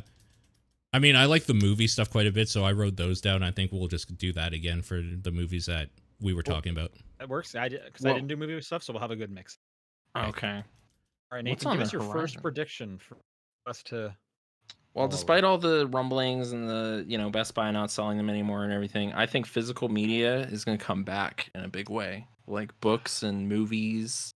It's just Interesting. gonna. No. You'd think it wouldn't, As but a there's, collector, like, I wish, but no. I know. It's again manifesting. I'm trying to So, manifest. physical So media. physical media comes back in a big way. I'm going to say no. I'm also going to say no. And Again, Nathan's I'm going to trying to say believe yes. it. Yeah. Yeah, into- that's great. Yeah, I wish I Yeah. could help you. So it's sort of, I'm using it as like a wish for the future. Got it. So Yeah. Yeah. Yeah. If not here, then where? Yep. All. Well, I wanted to make a prediction about, like, the problem is I don't know what's been announced at CES, but I wanted to make a prediction about, like, the Xbox finally, like, announces, not shows or anything, a, like, handheld device that, like, is coming out within the next year or two. You know what I mean? A handheld I did a device. prediction. So nothing was shown at CES relating to this. I did kind of a similar one. I worded Okay. it as. So I worded it as a prediction. I guess if I'm going to word it as more of a question, does Sony or Xbox announce a dedicated handheld? Okay, that's better. Sure. And my answer is no. I'm assuming we're not counting like the Portal as a dedicated handheld, right? I mean, I would say the Portal's a dedicated handheld, but I can't. Are you thinking they're going to announce a second Portal, a Portal 2? No, but no, because they're working on cloud stuff. So So yeah. So I mean, the answer would still be no, right? I'm saying yes. I'll wager a yes too. Just again, kind of wishful thinking, but Yeah. if I had some sort of portable Game Pass machine, that would be cool. well, because I think Yeah. the Steam Deck can run both Microsoft OS and PlayStation OS right now, can it? Or like, is it? Did they say that the Microsoft is coming to the Steam Deck? So they can both do remote play. Yeah. On the Steam Deck, you can definitely remote into both consoles, and even do cloud gaming as Xbox has that set up for the Steam Deck. Mm. I think this prediction is specifically like dedicated to. Oh like, no, them. I remember what it is. I'm thinking backwards. Steam announced that their OS will be available for other products. That's what it is. I'm getting it backwards. Steam has done that, yeah. Yeah. But I think this prediction is because both companies have said we are working on a handheld. They're years away. So, but I mean, never say Oh. never. They could Mhm. announce something at any point, and it could still be a couple of years. I'm saying they don't announce that this year, but like 26, who knows? Maybe that'll be a bit different. Yeah, probably not 25. So that was Nathan. Were you yes on that one though? yeah, Paul and I are yes on that Yep. one in some capacity. Yep. All right, here's my first prediction. Mhm. Switch 2 gets announced in February. $400. Oh, that's really specific. I was just going to say something about Yeah, the Switch 2 in yeah, general. my prediction was going to be is the Switch come out in first half of the year, second half Yeah. of the year, or not this year. Okay. That mine was Switch 2 somehow doesn't come out next year, which is like just pessimism, I guess. But With I'm just all the like leaks happening somehow this last week, Yeah, there's no way. CES has has to, so right? much like accessories for the Switch 2. It's Yeah. gotta be in the it's first. got half to of the be year. imminent. But I think it would just be so funny if something something prevents that from transpiring, but because everybody's so ready for Switch 2. Okay, I think yeah. each of us needs to put down some kind of ballpark and a price. Okay. okay. Oh man. Get So- more brownie points the tighter your ballpark is. Let's put Switch You 2 could as just the say header. 2025, but that makes you a sissy. We'll put release date and price. Is this Canadian dollars? What are we doing? No, of course US. not. Probably. Okay. Okay. Well, So Sean, you're saying February? I think February, like this is just when they announce it, not Yeah. when it comes out. Did I say they're going to Oh. announce it at February? I guess we could change it to when it does come out. But they've only really said so far that they will announce it before the end of the fiscal year. So I feel Yeah. like you'd have a better chance of yeah, being yeah. correct if you stick to the announcement date. Because for all I know, they could come out this fall, right? Like we have no idea. Okay, so don't worry about release date, just announcement date. I think that'll be easier for us to get. Okay. And you're saying Because, Because like February. people are thinking it's going to be announced next week. Yeah. All these Okay. leaks from CES. Like that's why it's like kind of like it's any moment now. Well, we just I'm- gotta make sure this podcast is up already, or else we'll look like extra fools. But, Yeah, like we're okay. gonna finish the podcast and then check Twitter and just be like, No, they announced it. It's like We missed it. Wait, didn't that I'm happen saying- last year when we did the predictions and like literally we were like they announced a new Switch or whatever, yes, no. And then like 2 weeks later they're like, yes, the successor is being worked on or whatever. We're like, fuck. Yeah. I'm pretty sure that happened. I'm still waiting for like a thing to be on a stage, and then like a thing gets pulled up, and there it is, or whatever, or you know. probably in just a. That's how they announced it the first time. Yeah, right? they just- never really care about like E3 or Summer Games Fest or anything like Don't have that. to. So Don't have to.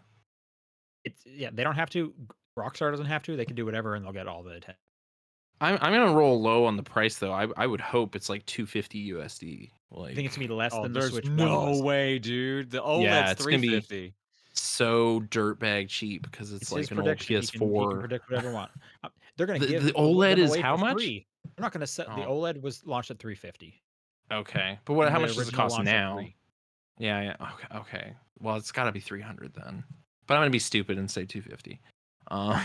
Because like Nintendo wants that mass appeal for some reason. That's true. They're gonna be hard to sell. They got to kind of undercut it and then make Yeah, fucking software. It's just kind of a worthless machine. I mean, can't even. Hmm. Anyway, okay. And it March, I guess. I'll say they'll announce it Okay. in March I'm gonna follow Sean's for lead St. because Patrick's Day. he's fucking listening to this stuff. So I'm gonna say February. Sure. I'll Right. guess 300. You guys I'm are also gonna thinking agree. like 2006 dollars. I am thinking in old numbers Yeah. it's for sure. thinking It's like, hey, it's optimistically. a delightful throwback to the carefree days. I'm thinking 20 years ago. optimistically after seeing the 5070 is going to only be like $570. It's like holy shit. Oh, it comes with 2 controllers and a Mario game. They got a For bundle. it, dude. 300, Those are the there- new Mario no, game. dude, Not for $300, dude. That's No cra- way. that's crazy. Metroid Prime 4 is free to play. Yeah, It's just a deluxe It runs version of ads as you Wonder, play though. it. There you go. Anyway, I'm gonna agree with February as well. I think it's announced in February. I'm gonna lean for 400 to 450. My gut says 450, but I'm just gonna keep that range. jeez. So, I Sean, hate what did you inflation say? so much. What range did you say for I just said 400. Like 400 straight? Yeah, And I think the launch title is gonna be the new Pokemon game, ZA or whatever it's called. Because someone in chat asked any prediction for launch game. Okay, it's so- that or Metroid Prime 4. Switch to launch. Splatoon game. 4. That's what I want. See Metroid 4. I could It's see. not going to be ready. There's been brief. If rumors Wonder hadn't about come out like a Mario year Kart. ago, I would have said like there's a new 3D Mario coming, and there Mm. might still be, but like it seems too close. There's a new Pushmo coming out. Gonna be Oh crazy. man, don't tease me. There you go. Yeah. $500. Use the Joy Cons to push. It's terrible. Yeah, probably. It's probably true. Got to use the new magnetic parts to try and push them together. Nathan, prediction. All right. So this is my notion is that up till now it hasn't sounded future enough, like the year. But now that's 2025, that sounds sci-fi. VR finally catches on. People are ready for it How do you to quantify exist. that? How do I quantify that? Like your Well, mom buys a VR machine? Is that what you're saying? It's not like on it that much. seems like obtainable now, even though it Like has been for 9 you're years. walking down the street and you're just seeing people in headsets. Just people suddenly just start wearing Isn't that the headsets on the Vision bus Pro and you're stuff. describing, Sean? The Vision Pro catches Which on. they said they're dropping because no one bought it because it was $2,500 or some shit. Yeah. No, it's just been weird how cool that technology is and how little anyone cares, including myself. I have a headset. I didn't put it on this year at all. So what am I doing? Yeah. But I need that super hot VR sequel. It's So I'm not gonna trying get. to- It's not gonna get mainstream. Like Meta just launched like the 3S, and that's like $400 Canadian, I think. Yeah. And that's still a little too pricey. I think if it Yeah. was 350 or 300 Canadian, then absolutely. But I think it's still too People just niche and aren't- expensive. Yeah, no, I know. I think it's just Still don't know how fundamentally to- never going to catch on, but I'm trying to again. I think Hope- VR will catch on eventually. I just don't think this is the year, or nor is this the price point. Yeah, okay. I don't know how to quantify Like this, it's but I'm it's still gonna entry level, say no. absolutely. If someone wants VR, do recommend it. But like the mainstream, I guess I could just absolutely like jokingly phrase it as like, is this the year for VR? And we just keep doing that forever. Fine, I'll 'Cause put it that. won't. No is Oh. my answer. I'm gonna say no. Okay. Okay. Bold I'm prediction. lying to you, but I'm saying yes because I need not. I need to believe.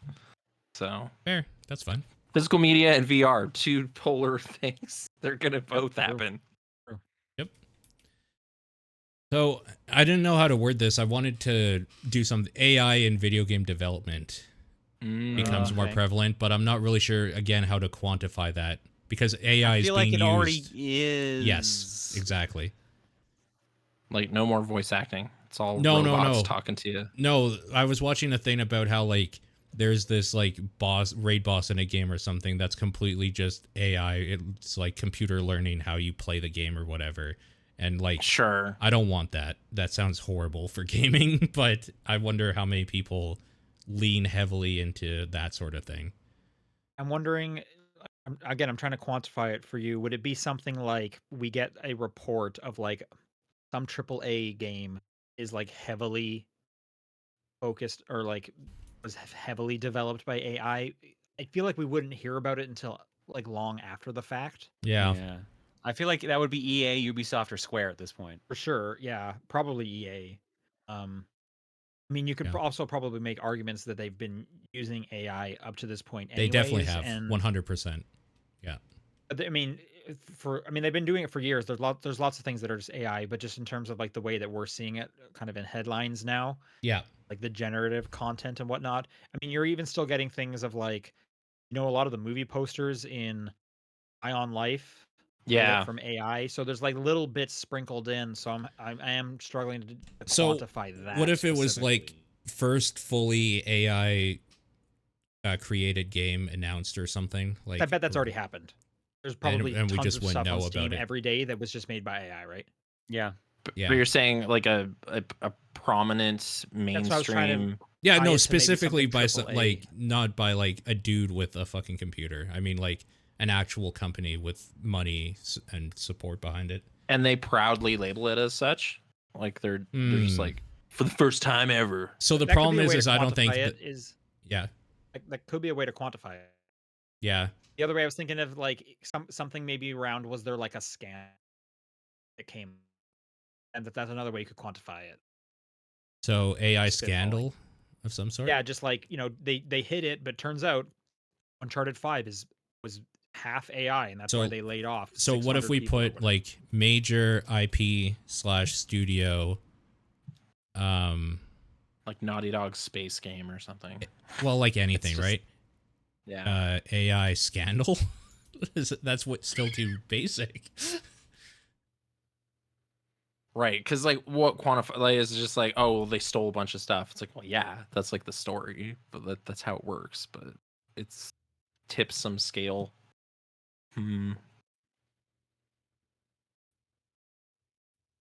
I don't know. I don't know how to word this.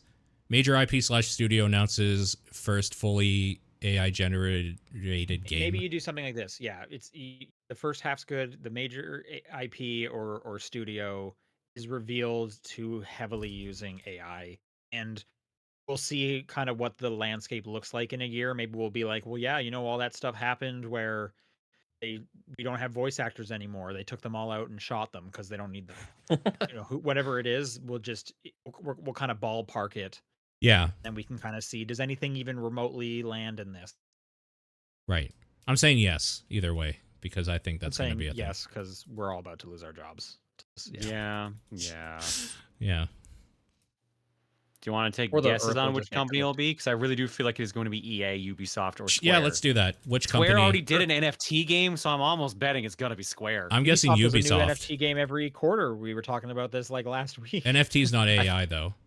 The There is best a version difference. would be if GTA 6 is it. I still it's like that would be like great. there's so many assets in it and stuff, and you're just like, wait a minute. I still think it's Ubisoft, to be clear. Well, the downside about it being GTA is that everyone would like forgive it then. They're like, yeah. but it's GTA. Like, there's no way I'm Like it's not the mainstreamest buying- game, yeah. so they're just like, well, I want this. Like, but this is I'm not gonna not buy EA. Are you crazy? Totally. Yeah, it would be Ubisoft or EA, and if I have to put money where my mouth is, I'll go Ubisoft. They jump in. Yeah, on I agree with anything you. that they can do. John, you thinking EA, huh? I could see My it. gut's telling me Square, but I think Okay. I'll also go Ubisoft. Yeah. Or Ubisoft. Nathan, who do you think? I think I'll do the Take-Two or whatever, like the Rockstar. Oh, You're a Most Rockstar, okay. controversially.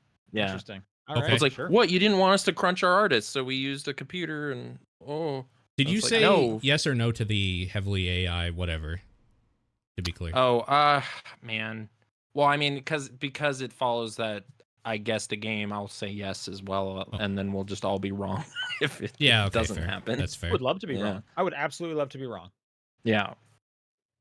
Can I throw another prediction out, or are you ready for? Sure. I have one more. Yeah. Okay. Okay. Does GTA come out in 2025? Okay, mine's another Yes. GTA one. So, does GTA 6 come? Did you say yes, Nathan? I didn't I say say anything. yes. John I said said yes. yes. Sorry. I say yes simply because even if when the date comes, they want to get that shit out for their fiscal year. They I don't miss agree. dates typically. Yeah. I agree. Yeah, because they say what they November delay all the 25th or something time. like that. Keep in mind though, they're making bank on GTA Online. They're not like pressed for cash. Yeah, but Yeah. GTA 6 is supposedly not launching with the online, so like they'll still get the GTA 5 option. I think it does. It misses next year. No. Or I think this it year? does come out. I think it comes I out. agree. I think it does come out. Yeah, it has a Okay. date, right? It's like November 25th or something. It's just 2025 at the moment. Oh, I thought they had an actual date for it. No, and actually, there's been news articles people have been writing about. Companies are hoping they release a date soon so they can push their game away if they're in that launch Right. area. Yeah. We talked about that. There was a report from over like Jason Schreier on Bloomberg was saying that publishers are waiting as long as possible to announce a fall 2025 release date. They want to see what GTA is doing, and they want to stay as far away from that as they can. Yep. Because they're just assuming it's fall, right? I guess I'll take the counter that it does miss it. I will Okay. say that. Okay. I know I said that doesn't happen, but Rockstar's sort of changed a lot in recent Take-Two years. Interactive confirmed today, as in 7 months ago, apparently, that GTA 6 will be released in fall of 2025.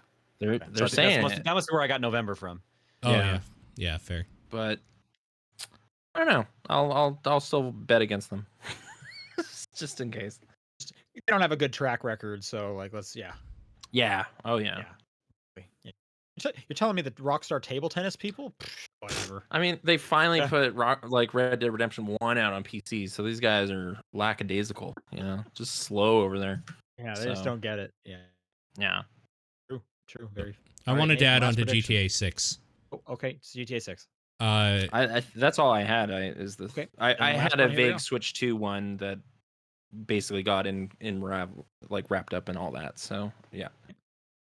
For GTA 6, is it the first like premium priced AAA game? As in a game that's not $70, it's like now $90 or $100, because they can get Or away do they with go it. up with GTA? Yeah. I don't think so. Yes, I No? know. I think it's going to be 70. I think We're they talking say like the standard base price. one. I could see. We're It's a not base talking game. like No premium deluxe version, editions. it's the In fact, I'll even cheapest put way to base buy game in here. GTA 6. base game is more money than ever, you're saying? Like $80, $90 or whatever. I guess the question would be, is it above $70 USD? Didn't Nintendo kind of do that with Tears of the Kingdom? Like it was They did just more 70. money? Yeah. They did Just 70. It's like the only time they've done that. No, I'm counting 70 as the new 60, the new base. Sure. But Yeah. you're saying it takes a step up again because it's so premium and they know it. So, okay, let me word this as, does GTA 6 have higher price than standard 70 for base? I say no. I say yes. I say no. I'd say it's still 70. Okay.